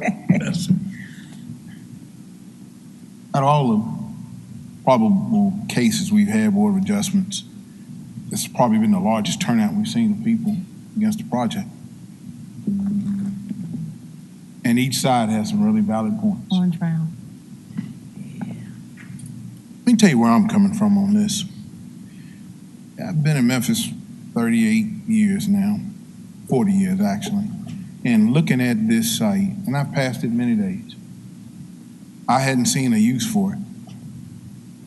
I'm surprised that they're willing to build a parking structure here. But I understand how they're building it, and I understand why they're building it. That doesn't bode well for people who live adjacent to it. The economics of it are as such that if you have a campus the size of St. Jude, you do want parking structures, especially when you got the number of employees you got, not all in one location. You can't get it all on campus. I understand that. The significant move is, to me, this project had 3 points against it from my perspective. One is the sheer amount of people who don't want it. 2 was the height of it. And number 3 was clearly their lack of communication with the neighborhood in the beginning. And I just hope we don't see that again. I'm reiterating that because I think that's a really strong point. But I can't say I'm going to vote against it for the following reason. I can't find a better use for the site. It is a hardship. It has been lowered to 55 feet. My last concern of this, though, is, and I think if we approve this, or at least in the vote to approve it, it needs to have some conditions added to it relative to traffic circulation. I think that a traffic study prior to the construction of this has to be done specifically looking at the volume of traffic on 4th and 3rd Street. 3rd Street appears to be a major collector because of the sheer number of lanes it has to move traffic. I believe it's 2 north, 2 south. So it is a high capacity moving street.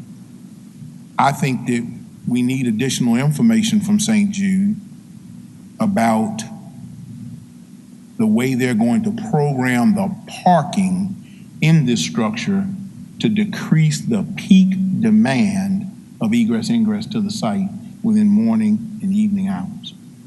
And I've asked that question specifically because and Ms. Hall was able to tell me that they have the capacity to adjust that to some degree. So I think that'll help ease some traffic concerns. The other condition I think needs to be placed on it is on the north side of this facility, between it and the community, that there be a buffer of substantial landscape and hardscape elements relative to screening. And I'm not just talking about no 6-foot-high masonry fence. There's got to be some other considerations there to fix that problem. I also think another condition could be that the southern facade and the eastern facade of the building be more pedestrian friendly. Now, I know that's a lot to place on an entity relative to a parking structure, but I also think it's a lot for an entity of St. Jude to want to place on a community that was not consulted up front. That's my overall assessment of what we see. From an engineering perspective of the bayou, I think that can easily be accommodated based on engineering capacity and hydraulics. Flooding, it won't be an issue. And I don't see this project, I don't see this property being developed as residential. I don't see that happening. I don't see it being done as commercial property Because let's face it, most developers are not going to come in and spend the kind of money needed to reroute that major of an infrastructure of water to be able to develop that smaller piece of property. Just not going to happen. I think staff has done a really excellent job of looking at how and citing relative to the hardship of it. I mean, it's obvious it's a hardship. So from that perspective, that's my take on it to the group. Thanks, Mr. Chairman. Yeah, thank you, Mr. Jackson. I think you brought up some very valid points. And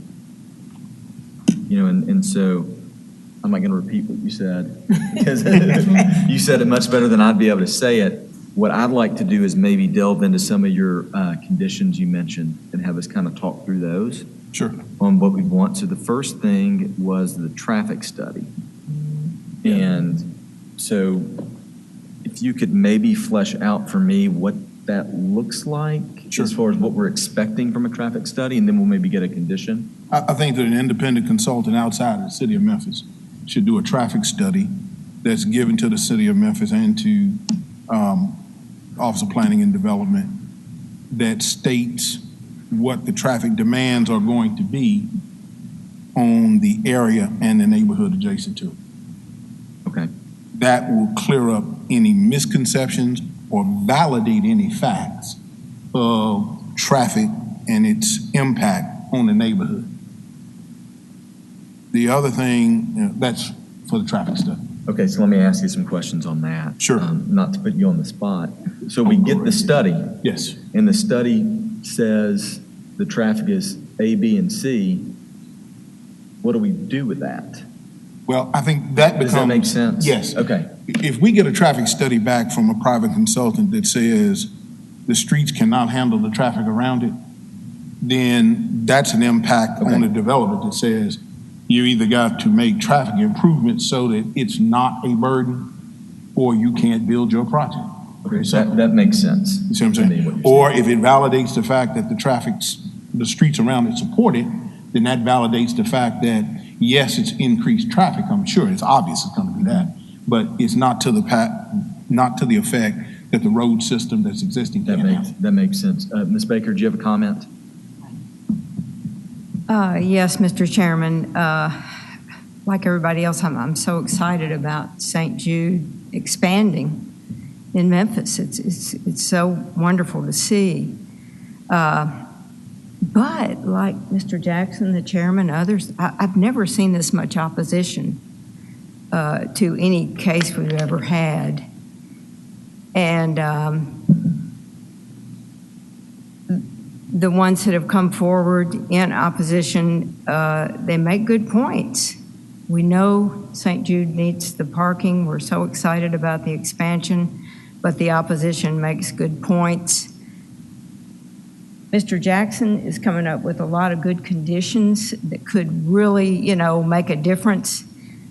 And so my feeling about this thing is it just needs more time. I mean, we're just not, I'm not ready to vote on this today.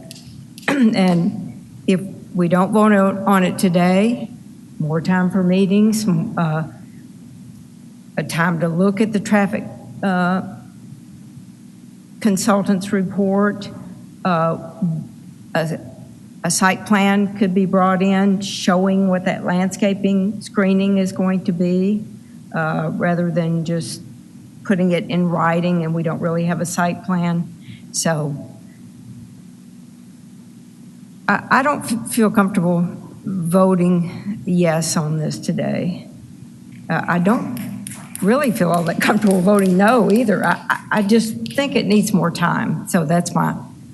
So from what you're saying, you like all of where Mr. Jackson's going with these conditions. I think Mr. Jackson is headed... You'd rather know where those things are as opposed to put the conditions. See them on a plan, have an opportunity for the neighbors to see them on a plan, and they can sit down and discuss them. I just think that we might have an opportunity on this to not be sitting here with, the whole chamber full of people who are in opposition.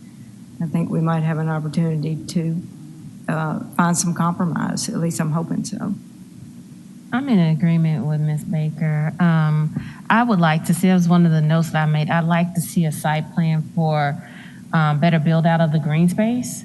But I'm also, at the same time on the fence like her, I'm disinclined to vote yes, but I'm also hesitant to vote no because I'm trying to search for alternatives and there are none that are viable right now. But I'm also disinclined to vote yes at the same time. So, but I think one of the things is a better plan, site plan for green space, because that is in keeping with the Memphis 3.0 plan. And I don't know, I think they do need time. I think we need time, but I think they need time too. Okay. Would, hearing that, would someone on the board like to make a motion for a hold? That would supersede our motion that's on the table now. Chairman Rainey, before we even add to that, I would like to, I know they're projecting the employee count, and that's kind of where I was on that, on just a projection. We're doing major build out.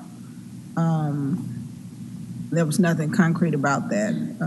So it's kind of hopes that we have a plan on employees coming in. So I think that would help to kind of give some meat to expectation of employees, because if we're given 1,500 spaces, but we only employ half of that, do we have room to come up with a better plan, recreate something or modify? They've done major modifications, do not want to water that or discredit that at any point, but we do want to make sure we're giving the best benefit in reality, and then weighing the concerns of the citizens of the neighborhood. So I think more time. Mm-hmm. And didn't we have a case earlier where we talked about housing for St. Jude employees? We had a case that it was supposed to be walkable as well, right? That was it employees or someone families? looking to do something, I believe, like on Manassas. And it wasn't St. Jude, but it was someone else. Oh, right. There. It was a That's Target what I'm house thinking or of. one of those. They were wanting to do like nurse housing is what they spoke about. If we're thinking of the same thing. I think so, yeah, okay. Okay, other comments? Motion? Chairman Rainey, it sounds like we're moving towards a hold. I'm curious, normally we hold for 30 days, but with a full traffic study to be done with the holidays coming up, is that realistic for 30 days? We have up to 60 days. Okay. Right? Well, we can hold it for 30 without anybody's opinion but our own. Okay. If we don't have what we need, we can hold it for another 30. After that, I think we're termed out there, are we not, Josh, that we can have a total of 90? We've already had one 30-day hold on this case. Is that correct? Correct. The code allows up to 3 months of holds, but only 1 month without the consent of the applicant. Okay. And I think we could consider the last month's hold to be that 30-day consentable hold. So this body has one 30-day non-consentable hold, but I think any more than that would have to be with the consent of the applicant. Okay. And that would just be one more. Right, okay. Okay, then that makes sense to me. Somebody want to make a motion to hold until the December meeting, and we'll see where we get. So moved, Mr. Chairman. Any further discussion? It's a hard case. It's a really hard case. We have a lot of stakeholders that are here. We appreciate. I'm glad we had a few snaps. We didn't have any yelling, which is not something you see a lot on TV at public meetings these days, for sure. So we definitely appreciate the cordiality that was involved today. But just to reiterate a few things that the board would like to, just to talk to St. Jude real quick. We love the lowered structure. That's a huge deal. And the commercial, we'd like to see more information on the traffic, more information on the northern buffer, streetscaping, or what's going on the south and east side of the property to make it more, congruent to having pedestrians there. And then I believe Ms. Baker mentioned one other thing that I might be missing, but I may have covered it. Was there something else you were talking about wanting to see, Ms. Baker?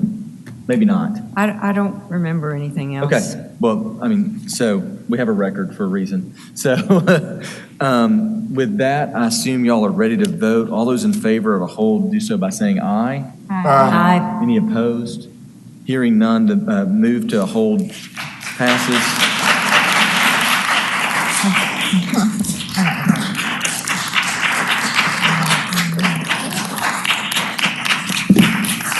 All right, thank y'all. We're going to move on to the next case. At this point, we have, I think, 3 more to hear.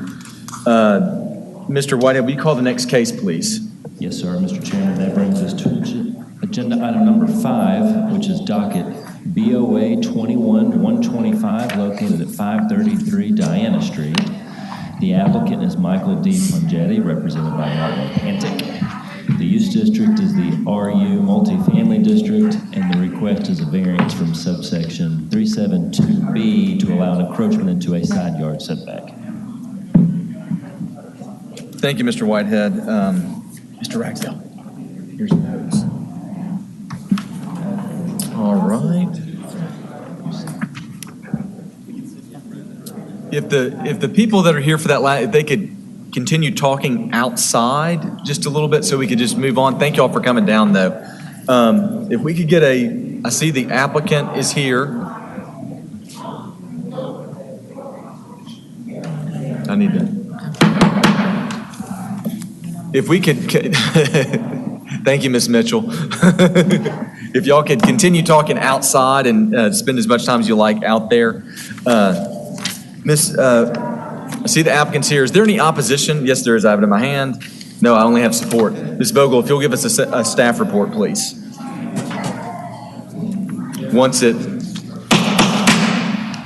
If we could just have some more quiet in the room. Thank y'all. Ms. Vogel? Yes, this is Sophie Vogel with the Department of Planning and Development. This is case number BOA 2021-125 at 533 Diana Street. The applicant is Michael Pongetti and is representative of Martin Pantic. They're requesting a variance from subsection 3.7.2b to allow an encroachment into a side yard setback, and subsection 3.9.2h to allow the construction of a street-facing garage. Here's just a zoning aerial shot to show you where the site is located, and to show you that it is one of the larger lots in the vicinity. And here's a land use map showing that it is, again, one of the larger single-family lots on this side of the block. Here's some site photos that show the existing condition of the home. And a site plan showing you the expansion that is planned and the location of the proposed 2-car garage and the encroachment into the side yard setback. So some conclusions, the applicant's lot is one of the largest of the surrounding single-family lots and already has adequate parking spaces for 2 cars.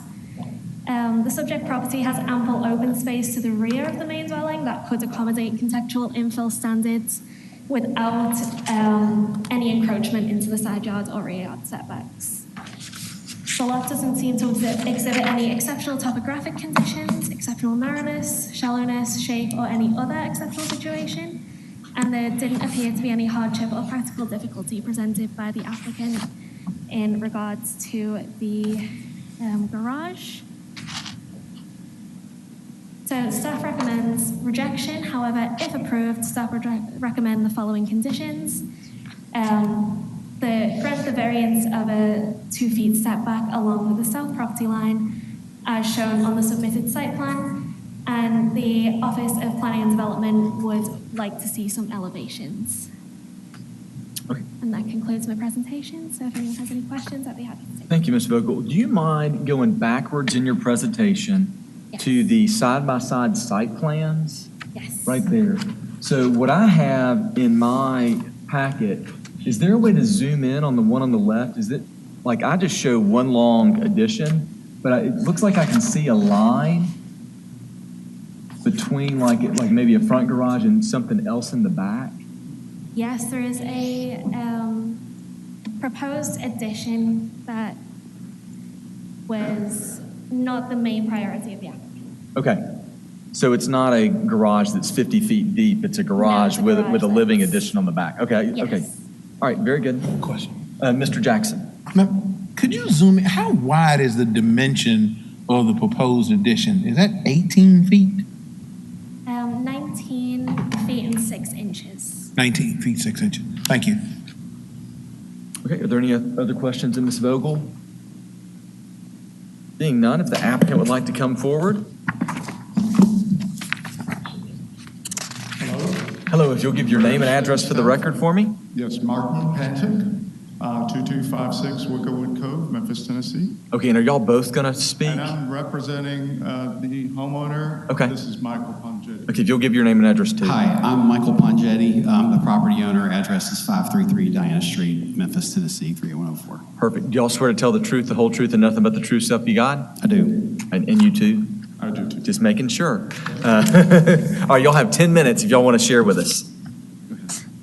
I have presented a document to the members that I have prepared. It's just very quickly, the property, the existing property is a single-family residence. It has a single-car garage that was constructed back in 1995, I believe. We are not privy to the fact of how this occurred, but you know, understandably, my homeowner is a two-member household. They currently park tandem. I tried to depict it in the diagram attached. Here we have an ability to have a side-by-side car garage, but I would require that we get additional 3 feet into the south setback. Now, one of the reasons why we felt that this would be an easy application is because the property immediately adjacent to the left south of the south setback is currently designated as the only ingress and egress for a multifamily project. So we didn't feel like there would be any adverse effect on the adjacency.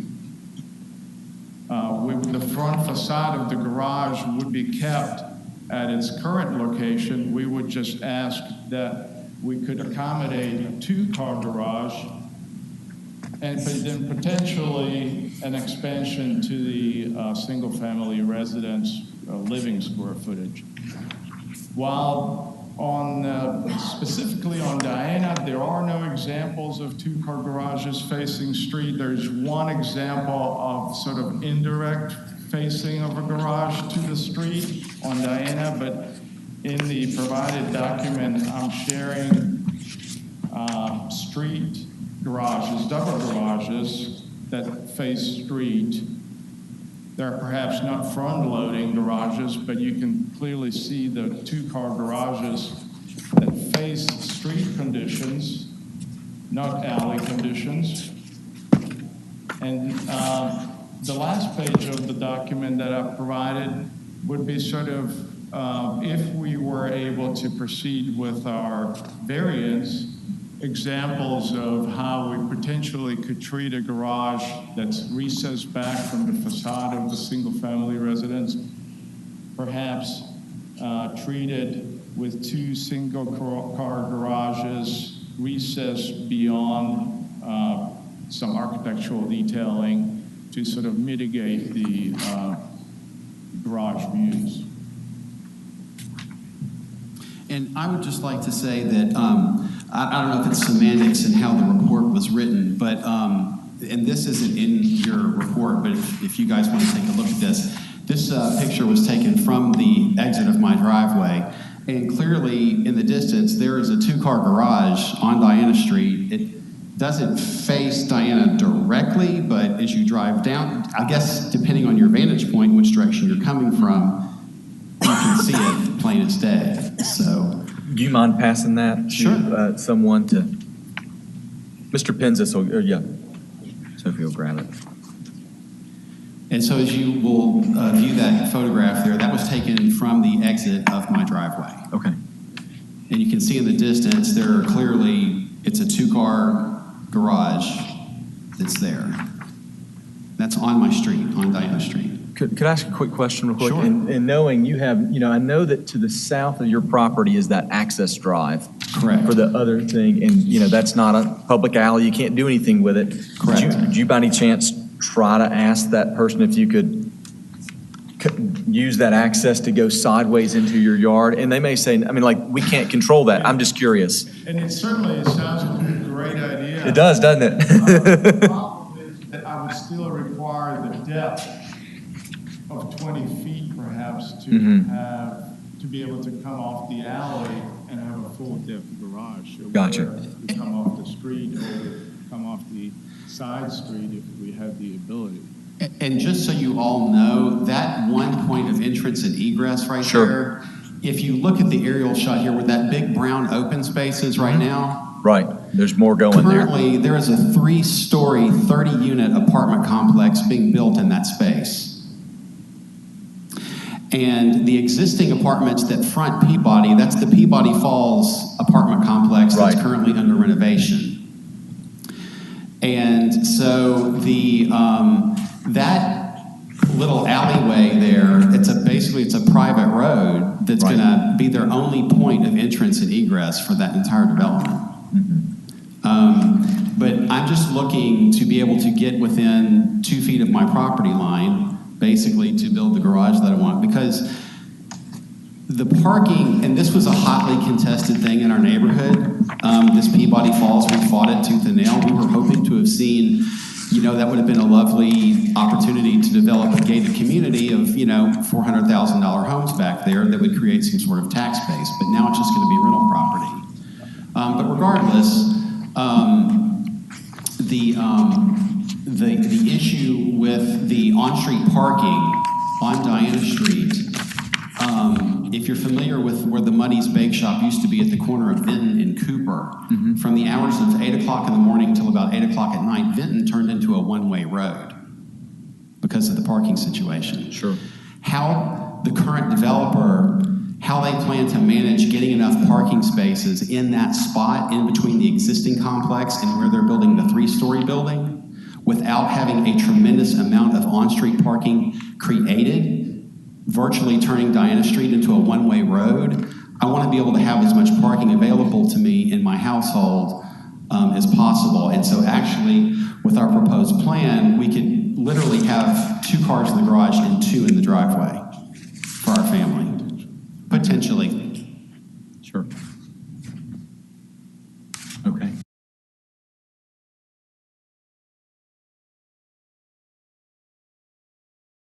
Are there any other questions? And I asked that question when it was your time to talk, so I may have cut y'all off if you had more to. No, I think we're. Okay, just wanted to make sure. I didn't want to. If you guys have any questions for us, Yeah. Okay. Are there any other questions? Mr. Chairman, Ms. Baker. My first question is this 3-story apartment building. Well, where is it going to go now? At one point, it was going down to the very south end of the property. Are they moving that? Have they moved that north? Do you see the large trapezoidal open space that's brown? Oh, that is still where it's going? Absolutely. That's absolutely where it's going. They're building it right now. Oh. Okay. Well, they haven't poured the foundation for it yet, but yeah, I was hoping maybe they'd moved it up. And it's surrounding and nothing but a residential neighborhood, but they got their way. And there's no access on Peabody, right? That's the only access. That is going correct. after that. I actually offered the developers. Sure. I offered to sell them a portion of my backyard to put a driveway out to Peabody through the open, there is a, what do you call it? Yes, there's an easement on the back side of the apartment complex in between my property and the 3 homes next to me that are owned by Mrs. Robinson. We were trying to get them to put a driveway out that way to Peabody to alleviate the traffic concerns. They didn't take us up on that offer. Mr. Chairman, I have some other questions, if that's okay. I'm looking at this photo right here. Yes, ma'am. It's your house, and it has your 1-car garage back there. Yes, ma'am. And I thought I heard you say that the new 2-car garage would be exactly where that one-car garage is, as far as setback goes and everything. Exactly. So how far is that from the back of the sidewalk? I think it's somewhere around 39 feet. 39 feet? Yes. Okay. Yeah, we're still proposing to attach to the home, as you can see there, and then create additional living space behind it with a larger kitchen, and then actually put a second story on the back side of that to add an additional bedroom and bathroom up, to convert the house from a two-bedroom, two-bathroom home to a three-bedroom, three-bathroom home. That's awesome. One more question. Sure. And I think I know the answer to this already, but I just wanted to hear what your answer is. Why didn't you push the garage back, to put it in the position in the rear yard where most of the older garages are on Midtown lots? I did not build the garage. When I purchased the home, the garage was already there. But I'm talking about your new garage that you're going to build. My opinion is that at that point, we would be taking up pretty much the whole entire side with hardscape driveway all the way back to the rear yard where Mr. Pangetti would like to continue on his landscaping. He already has a existing structure, gazebo structure there. So we felt like the existing garage would be the best place to enlarge. And quite frankly, I just, I like having a backyard. I like having a nice sized backyard, and I didn't want to build too much. I didn't want to take away green space for me and my family and a very active Australian Labradoodle dog that needs space to run, if I'm honest. So. Okay. I thought the answer was that you were adding on to that side of your building. And so therefore, yeah, that's probably correct. So there's going to be the two-car garage, and then you see the solid black line, and then there will be steps inside the garage to go up into the living space. And there will be a kitchen, dining room area, and den area behind, and it will match the existing back line or elevation of the home. We're not going to go, so the existing home, we're not going to push out that back wall anymore. We're just going to meet it. Does that make sense? Mm-hmm. I think so. To preserve backyard space. You've answered my question. Thank you. Thank you. Are there any other questions for the applicant? Hearing none. Thank you, gentlemen. And just to be sure, there's no opposition here, correct? No, the one opposition that was in the letter, ironically, and you can speak to this, the gentleman was under the impression that the letter that you guys sent out was in regards to the development behind our property. And so he opposed it thinking it was about that. And I ran into him and I said, no, he asked me about it. I said, no. Like, this has nothing to do with that. This is for me wanting to expand. And in fact, he's in litigation with them because they've created a flooding problem for his property, which is on the other side of that private road. So. Okay. He's since retracted. He's retracted his opposition, yes, in writing. That's the best kind of opposition, isn't it? Yeah. Okay. Thank y'all very much for coming down. Thank you. Thank you. With that, would someone like to give a motion to approve BOA 21-133 as conditioned by staff? Oh, wait, hold on. 21-125. Sorry, wrong case. So moved as corrected. Second. All right, any discussion? I'll say this.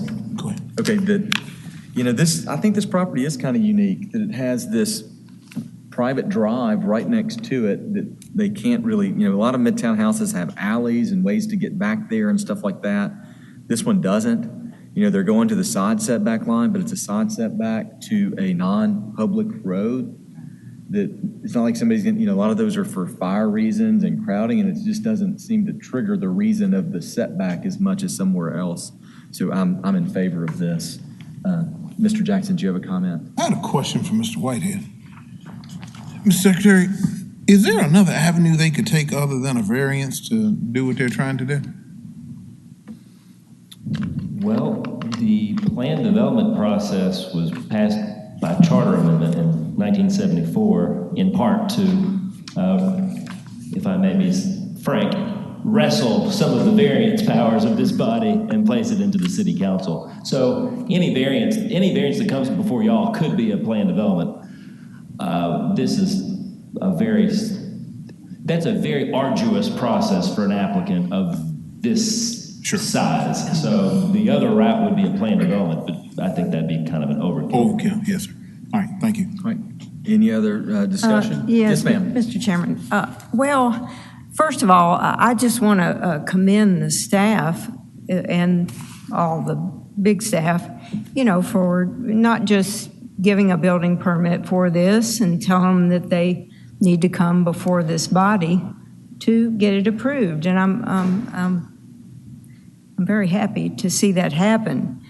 The other thing is I would like to propose a condition that the garage doors be carriage-style garage doors. That's my comment. Okay. See nodding from our applicant, JT. I actually have a question for staff, and this goes with the site plan on our page 11. It looks like on the north side of the building, that also encroaches in the side yard setback. Is there currently already a variance for that, or could we add in another condition and make all that legal as part of this? I think that is an allowed encroachment because is it a chimney? It's a chimney. Okay. Okay. Thank you. Very good eagle eye there. I know it, right? Good job. we got a star board member. Right. Numbers. Any other comments? All right, with that, I assume you're, Mr. Whitehead. Mr. Chairman, I have a question for Ms. Baker, who made the friendly amendment, condition number 4. I recently replaced my carriage-style manual entrance to my garage with an automatic garage, and the Landmarks Commission had me make it carriage-style in appearance. So there's black brackets on the sides and there's handles, but they're faux. I guess my question would be, would you permit the condition to read where it's either or?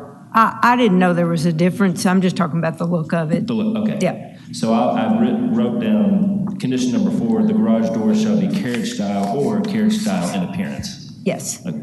Very good. Good clarification. Seeing no other comments, I assume you're ready to vote. So, Mr. Whitehead, will you give us a roll call, please? Yes, sir, Mr. Chairman. Mr. Melasry? Yes. Mr. Jackson? Yes. Ms. Baker? Yes. Mr. Claybrook? Yes. Vice Chair Savage-Jones? Yes, I find that the standards of the UDC of 9.22.6 are being met and will not be unduly detrimental to the properties in the vicinity. Ms. Curlock? Yes. Mr. Chairman? Yes.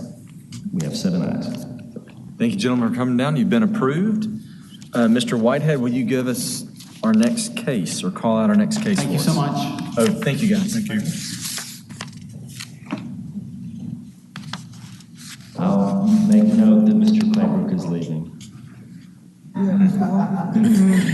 Agenda item number 10 is docket BOA 21-133. That's located at the northeast corner of Hollywood and Milton. The applicant is Focal Point Investments, LLC, represented by Brenda Solomita-Baser. The use districts are the CMU 1 and RU3 commercial and multifamily districts, and the request is a use variance from 252 to allow apartments in the commercial district. Okay, I see the applicant. Thank you. Have some opposition. Is the opposition also here? Okay, very good. Thank you, sir. Mr. Thomas, would you give us a staff report on this, please? Yes, I can. BOA 2133, the owner applicant is Focal Point Investments, LLC. The representative is Brenda Salamito Baser, and this is a use variance request for section 2.5.2 to allow apartments in a CMU 1 district. The existing zoning is split zone between RU3 and CMU 1, as we'll see in a second. So the location is at the corner of Hollywood Street and Milton Avenue, kind of close to the Children's Museum, which is just due west of that. Land use map, it's a collection of recreational, multifamily, office, commercial, and some industrial to the south. And so the site plan, we can kind of see here, there's this corner of the lot in the 1950s. This, I guess, we're looking eastward. So the northeast corner of the lot was zoned CMU1. At some point in time, this lot has maintained this weird split zoning where this particular corner of it has been zoned CMU1, but the rest of it is zoned RU3. These are the elevations of the proposed apartment buildings. And then here's some site photos. This is it along Hollywood facing east. This is Milton Avenue facing north. And then this is Milton Avenue facing west. So basically, the split zoning of the lot makes the lot, uses difficult because what's allowed in CMU1 is not allowed in RU3 and vice versa. So staff finds that, this is a hardship, and the split zoning makes the development, difficult. So the existing CMU1 area, to go along with that doesn't have any frontage or standalone access. So, subdividing it and still allowing that space to be commercial wouldn't really allow the business to be used. So, staff is recommending approval with conditions, and the one condition being any change or deviation to the site plan needs to be submitted for re-review by staff. And that concludes my presentation.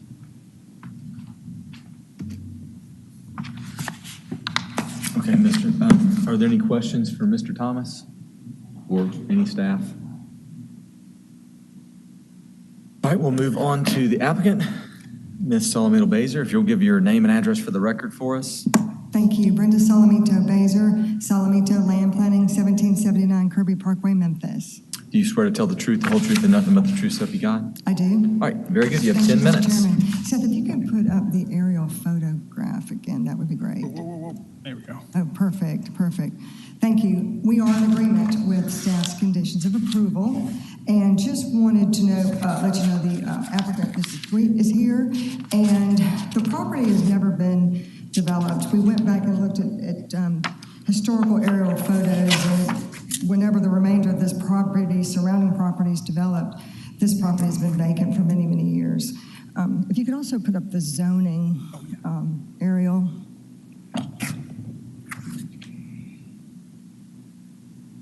Staff board. That's good. The next one. Oh, wrong one. Whoops, I did close the right one. Okay. So the CMU1 zoning that we are requesting relief for, the similar situation exists directly to the east. As you can see, the apartments to the east also has that similar CMU1 zoning situation. RU3 with a landlocked piece of CMU1. So with no frontage and no public access or private access except through the RU3, that is the rationale for our request and the practical difficulty of this property. And if you look back at the elevations, very high quality multifamily residential, compatible with existing multifamily in the area. And happy to answer any questions that you may have. All right, I have a couple questions, or it may be for staff. So go back to the zoning map, if you don't mind, Mr. Thomas.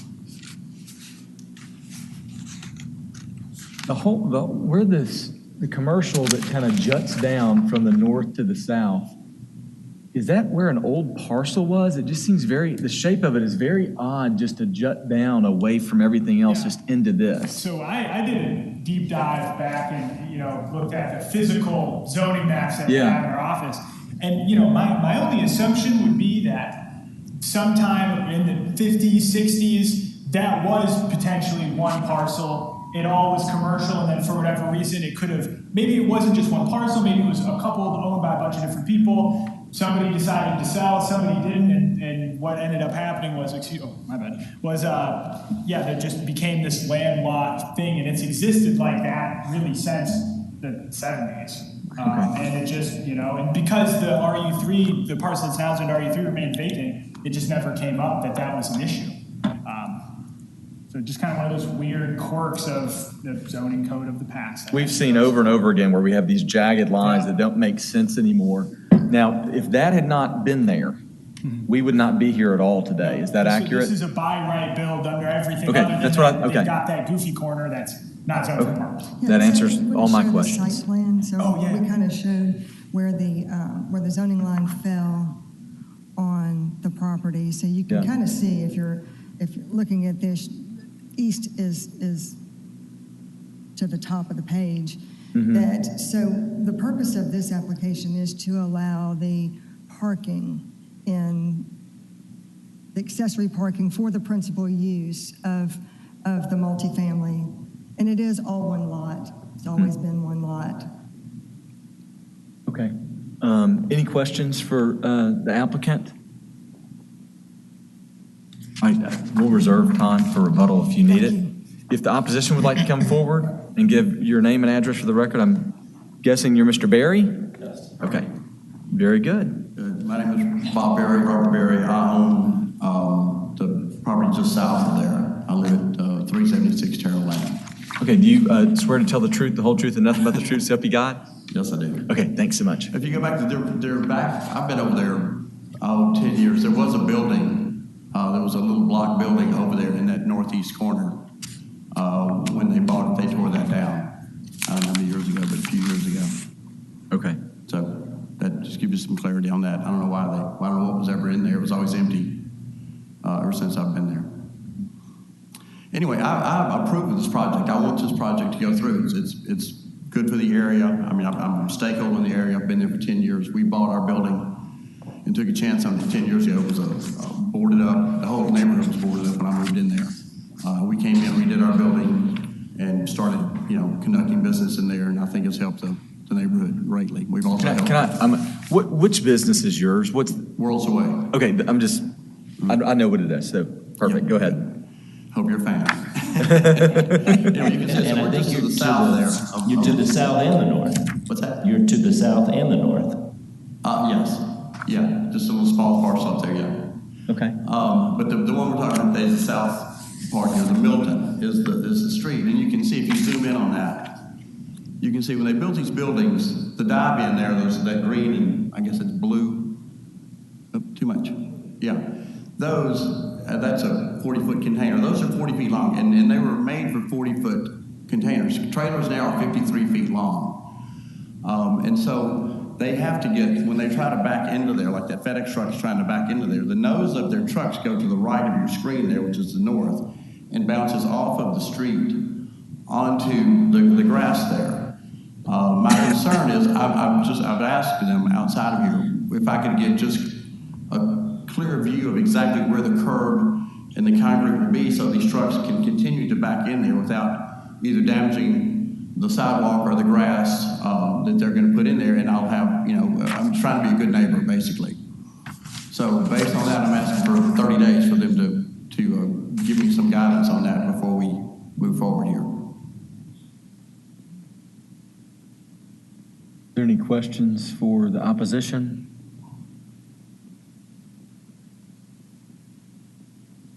Okay, thank you, sir. And I mean, based on the lot's been vacant, it's owned for 7 years, and so I don't know what 30 days more would hurt. All right, and then I don't see any other opposition, so we're going to move back to our applicant. 10 minutes are left. Thank you. Okay, Mr. go ahead. We're not in agreement with the 30-day hold. We did meet out in the hallway. We agreed to provide surveyor stakes where the face of curb would be and where the property line would be. And I am perfectly happy to sit down with Mr. Berry and provide all the additional information, but it's not going to change where our property line is.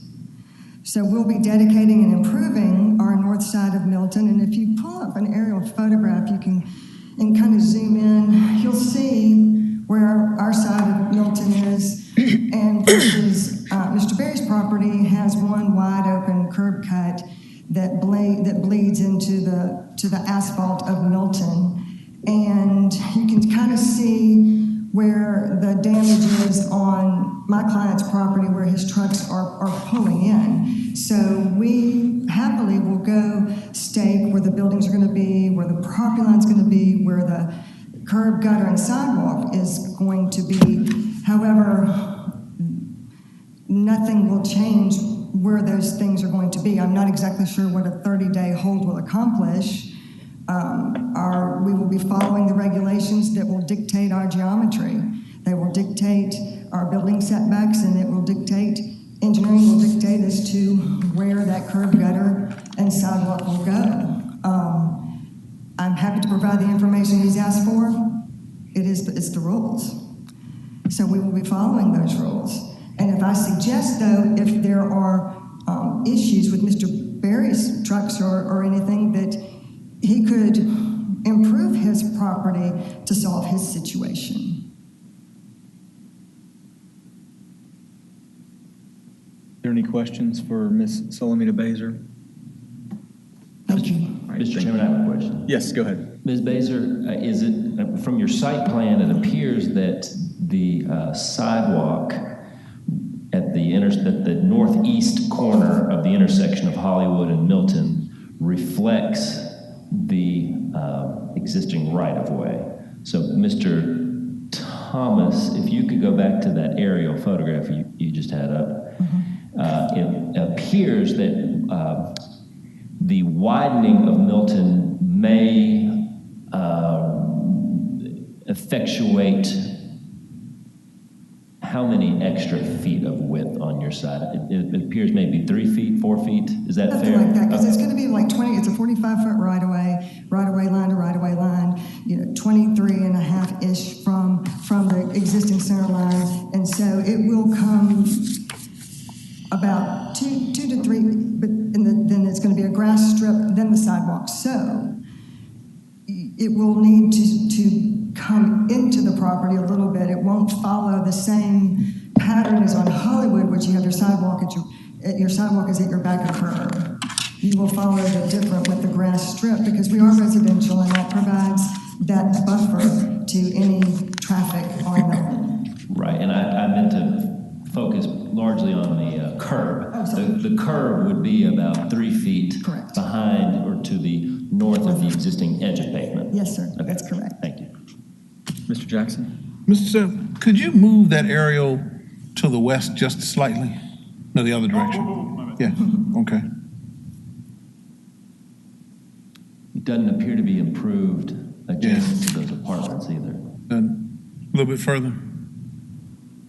Next to the Okay, great. condominiums. We got it. Thank you, sir. Well, Mr. Thomas, can you, just east of the railroad? I think it's improved in that section. Can you do put the man on the street? Okay, so maybe 2 or 3, 5 or less.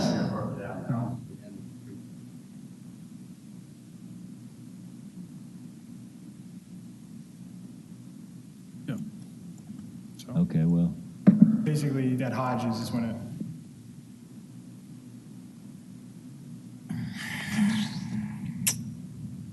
Okay. Any other questions? All right. Would someone like to give a motion to approve BOA 21-333? So moved. Second. Any discussion? I'll say this. I understand Mr. Berry's concern, but if your trucks are using somebody else's property, that's not their real concern. So I don't know what we can do. Hopefully, there'll just be plenty of room already, and we're all good. But I don't know how we can. Well, it'd be good for you to know that they have a project they can do on their property. So I don't really see. We can't. We're not in discussion at this point. So, but yeah. But that's just my thought on it. So With that, unless there's other comments, I assume y'all are ready to vote. I don't see any other comments. So, Mr. Whitehead, will you give us a roll call, please? Yes, sir. Mr. Jackson? Yes. Mr. Melandri? Yes. Vice Chair Savage Towns? Yes, I find that the standards of 9.22.6 of the UDC are being met and will not be unduly detrimental to the properties in the vicinity. Ms. Baker? Yes. Ms. Gerlach? Yes. And Mr. Chambers? Yes. 6 ayes. All right, it has been approved. Thank y'all. Mr. Whitehead, will you call our last case, please? Yes, sir, Mr. Chairman. Agenda item number 11 is docket BOA 21-135, located at 2681 Mount Moriah. The applicant is EAN Holdings, LLC, represented by Corey Brady. The use districts are the CMU3 and the R6 commercial and residential districts, and the variances are related to the expansion of a vehicle rental establishment that shares a parcel with a billboard. Okay, I see that the applicant is present. I think the board had the question here. Ms. Shoopdiggs, do you mind giving us just a brief staff report, just kind of bring us up to speed, and then we'll kind of get into it? Sure. Clark Shoopdiggs, Division of Planning and Development. Again, the item before you is BOA 21-135. The location is 2681 Mount Moriah Road. The request is several variances to allow the expansion of an existing vehicle rental establishment on a site that also contains an existing billboard. Here you'll see the zoning. The site's currently zoned CMU3, and the surrounding land uses are predominantly commercial. The proposal is also consistent with Memphis 3.0. However, consistency is not required for variance requests. Here's a site photo that shows the existing billboard and the enterprise car rental facility. This is a view of the property from Mount Moriah Road and Fox Plaza Drive, looking west. Here is the site plan that's been submitted. You'll see that the expansion of the existing car rental will be adding a car wash, an accessory car wash facility to the west, and the existing billboard is to remain at the northeast corner of the lot. So again, the applicant is seeking relief from paragraphs 3.1.4B1 and 4.9.8A4 and subsection 10.2.3 of the UDC to allow the expansion of a vehicle rental facility on a site that contains an existing billboard. So both the existing vehicle rental facility and the billboard were lawfully constructed prior to the adoption of the current Unified Development Code, and both uses are permitted by right in the CMU3 zoning district. But due to the minimum setback requirements for billboards under the current code, the site is currently too small to lawfully subdivide, creating one lot for the billboard and one lot for the vehicle rental facility and accessory car wash. So by reason of those pre-existing improvements and the current lot size, the property owner is unable to expand a lawfully existing use that would be the vehicle rental establishment, which staff agrees with the applicant would impart an exceptional practical difficulty upon the property owner under a strict application of the current UDC. The UDC establishes regulations and limitations on the continued existence of non-conforming uses. In this case, both the car rental facility and the billboard would be non-conforming uses, as you're not allowed to have two principal uses on the same site. And these provisions are designed to curtail substantial investment in nonconformities and to bring about their eventual elimination. However, the continuance of the nonconformities present on this site is supported by the high-intensity commercial character of the surrounding area and further by the goals and objectives of the Memphis 3.0 general plan. So with that being said, staff finds that the granting of this variance will not impair the purpose and intent of the code. And staff recommends approval with conditions, and I'll note that the first condition of approval would establish that there would be no legitimization of the non-conforming billboard. So the approval as recommended by staff would legitimize the use of the property for the car rental and the accessory car wash, but the billboard would remain non-conforming. That concludes my presentation. I'd be happy to answer any questions. Okay, very good. Are there any questions? Ms. Baker? Yes, Mr. Chairman. Question of staff, I guess. You say that that this billboard was put there before the Unified Development Code was adopted. But of course, we had zoning regulations and sign regulations that regulate a billboard going back much further than the UDC. So the history goes much further back. In fact, when the UDC was adopted, there was very little change at all in how it regulated signs. I'm glad you said that they're both non-conforming. And I don't know where this, maybe I wait until later to finish my comments. Do you want to do that, or do you want me to keep going? I'm always happy to hear your comments, Ms. Baker. Keep going? Yes, ma'am. Okay. Yeah. I know you're dying to hear them all. I have every one of them. Yes, Oh, ma'am. yeah. So they're both non-conforming. And if you look in the UDC, Article 10, nonconformities, the purpose, and I'm just going to read the last sentence of it. The provisions of this chapter are designed to curtail substantial investment in nonconformities and to bring about their eventual elimination, where appropriate, in order to preserve the integrity of the regulations established in this code. So it's hard to believe, to me, that we wouldn't just say, let's just let the non-conforming regulations that are in the UDC and that have been in all of the zoning regulations going way back, just let them work. Let them work the way they're meant to work. If we just continue to approve variances to the regulations that allow these non-conforming billboards to remain in place, we're not preserving the integrity of the regulations. And nothing will change. I feel like I've said those words about 1 million times, but it's true. Nothing will change if we keep saying, well, it's non-conforming and the non-conforming regulations say they should go away, but we're going to just give this one a variance.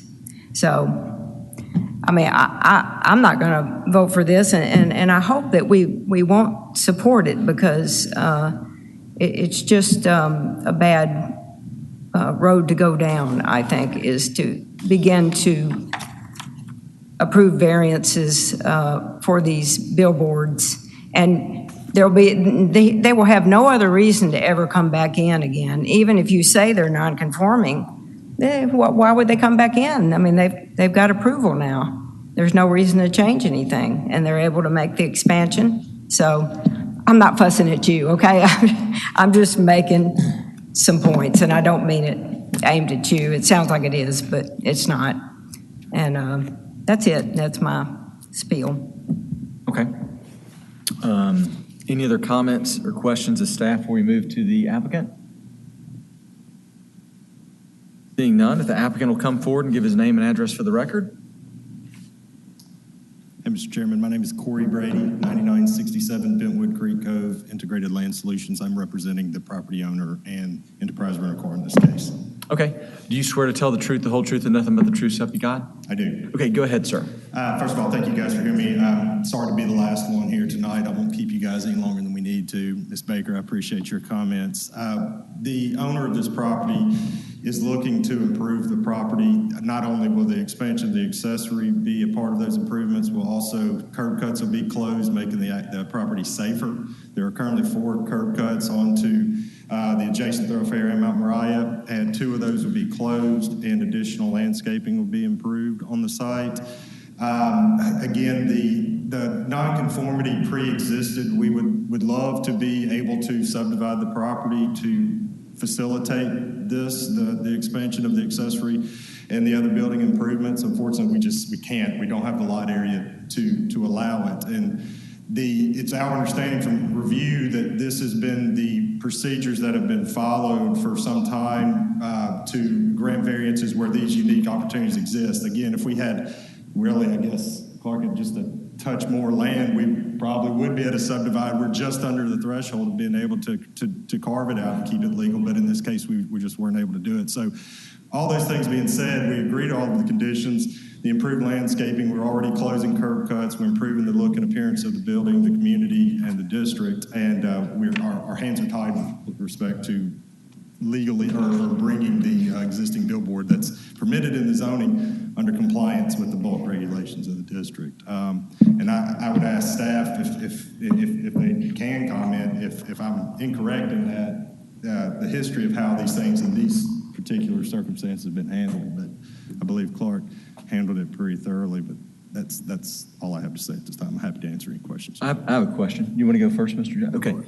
Do you know, as far as the billboard, it's leased, do we know when that lease is set to expire or anything like that? I do not. It predates the current ownership purchased it as an agreement with it, but it was erected prior to the adoption of the UDC. I tried to navigate the assessor's records on it, and I may be terrible at it, but I was not able to find any of that. Yeah, it's tough. information. It's tough. I'm sorry. They'll sometimes put them, but and then they oftentimes that is not a record when that lease is. Yeah, they purchased the property with the pre-existing condition.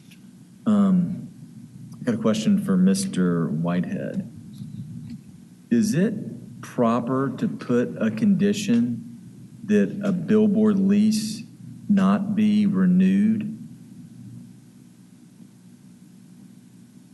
when it comes time to renew it?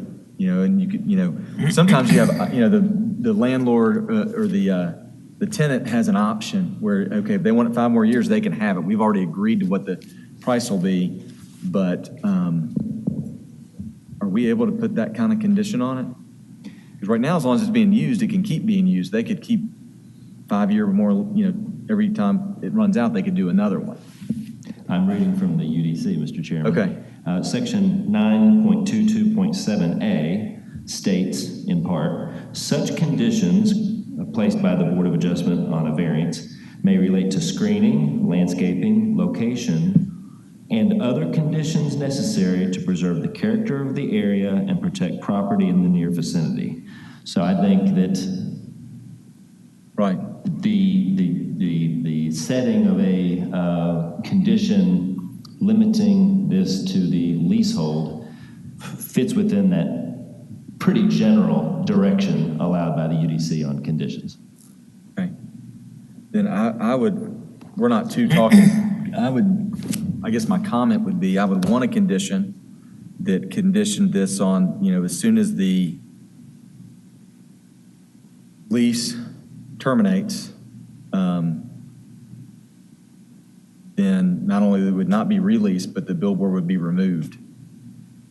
And do you think you could think of a way to make that sound prettier than what I can think of? Because you usually do. I'm on condition number 1, which already speaks to the billboard. And at the end of that current 2-sentence condition, add a 3rd sentence reading, the billboard shall be removed at the end of its current lease term. Expiration sounds good too. At the expiration of its current lease term. Okay, so maybe I'm not so good. No, but that definitely got us going. Mr. Ragsdale had big shoes to fill with us just putting you on the spot for conditions. So you might want to just start at home at night coming up with the conditions like in 30 seconds. Not the schedule going to be on the phone. Because we're just talking about that. Yeah. And I just want to make sure I can understand it to convey it to my client. So how does that work? This is just a question for the board or perhaps legal. How does that work if the lease term is, number 1, renewed as a product of that lease term, that it is renewable? And number 2, how does that work if they were to forego the improvements to the site and remain status quo as is? I'm trying to get ahead of questions. Yeah. Okay. So, and we may have to fine tune our condition. My intent with that condition would be once the lease expires, including any tenant-held options, that y'all could not just decide we're going to re-up this lease. And the billboard would, newly see as yeah, the you couldn't, existing ones. yeah. Well, yeah, I mean, but, and there are signs, if it's got a 10-year term on it now, just for example, with their option for X amount of money, they can just say, yeah, we'll pay 10 grand a year and we get it for another 10 years. And no matter what we do, they're going to be able to do that, then that would not be the expiration of the term.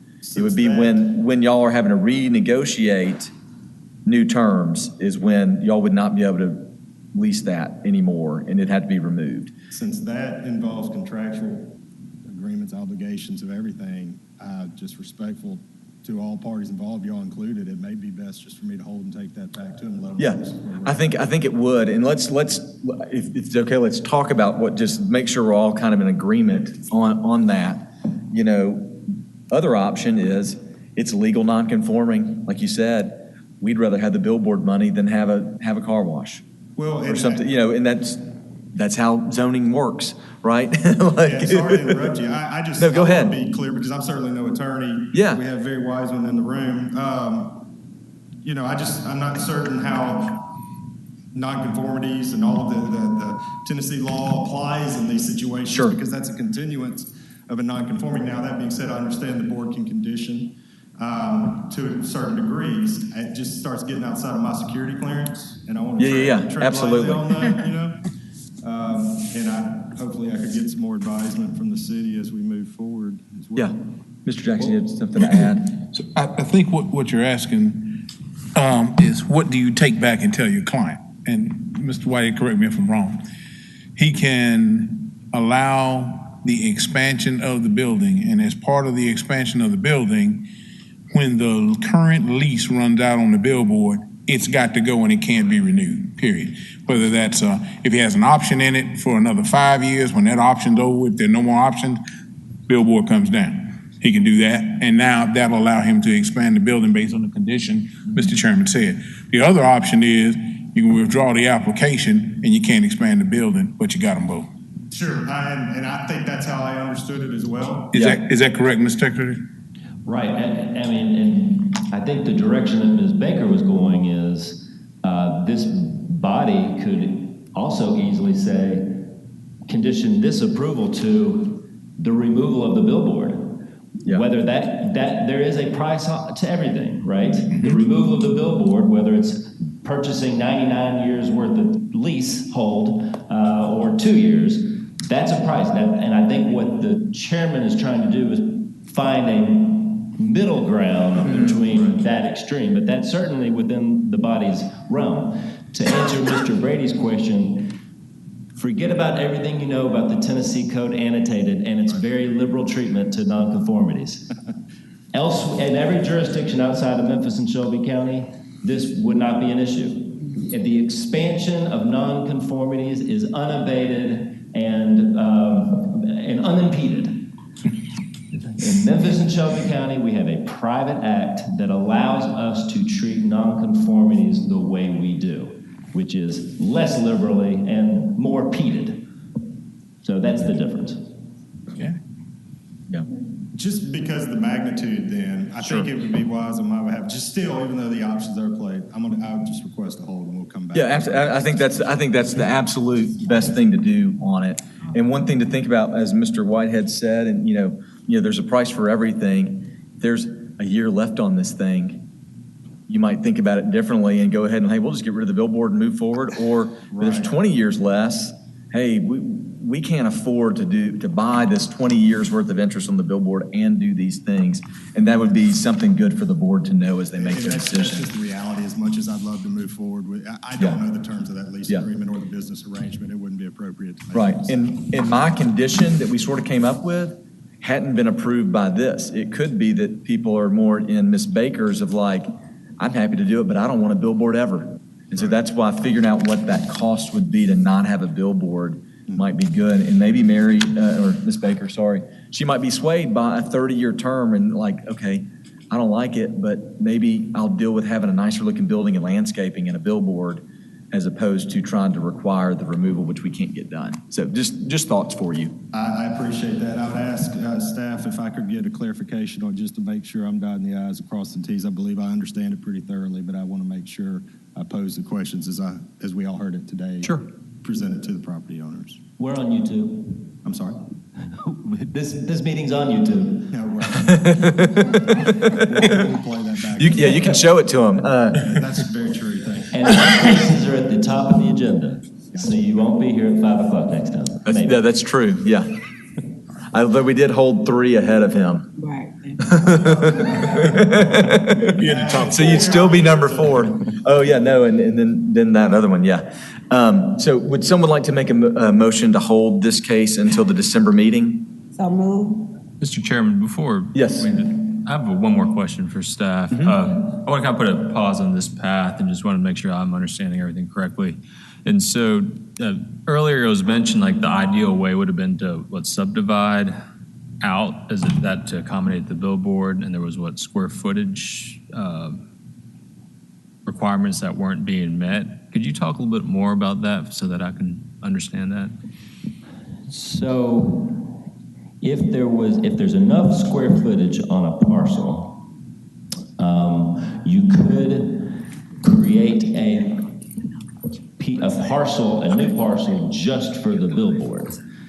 However, and so creating that parcel could be done through a minor or a major subdivision. The minor subdivision process allows for no variances. So depending on where the billboard is, that might kick the subdivision up to a major subdivision. And so then the Land Use Control Board, during its deliberations over such a major subdivision, would be having the same discussion y'all are having. So on paper, a subdivision is a way out of this discussion, but in reality, it probably is not. Thank you for that. Okay, any other questions or discussion? Because I do think we had we did have a motion and a second, didn't we? Yes. Okay, with that, I assume you're ready to vote. All those in favor of a hold until the December meeting signify by saying aye. Aye. Any opposed? Which is good because we were down to 5 to be able to vote for it, so it is approved. Thanks so much. Mr. Secretary, are there any other announcements? All right, with that, this meeting is adjourned.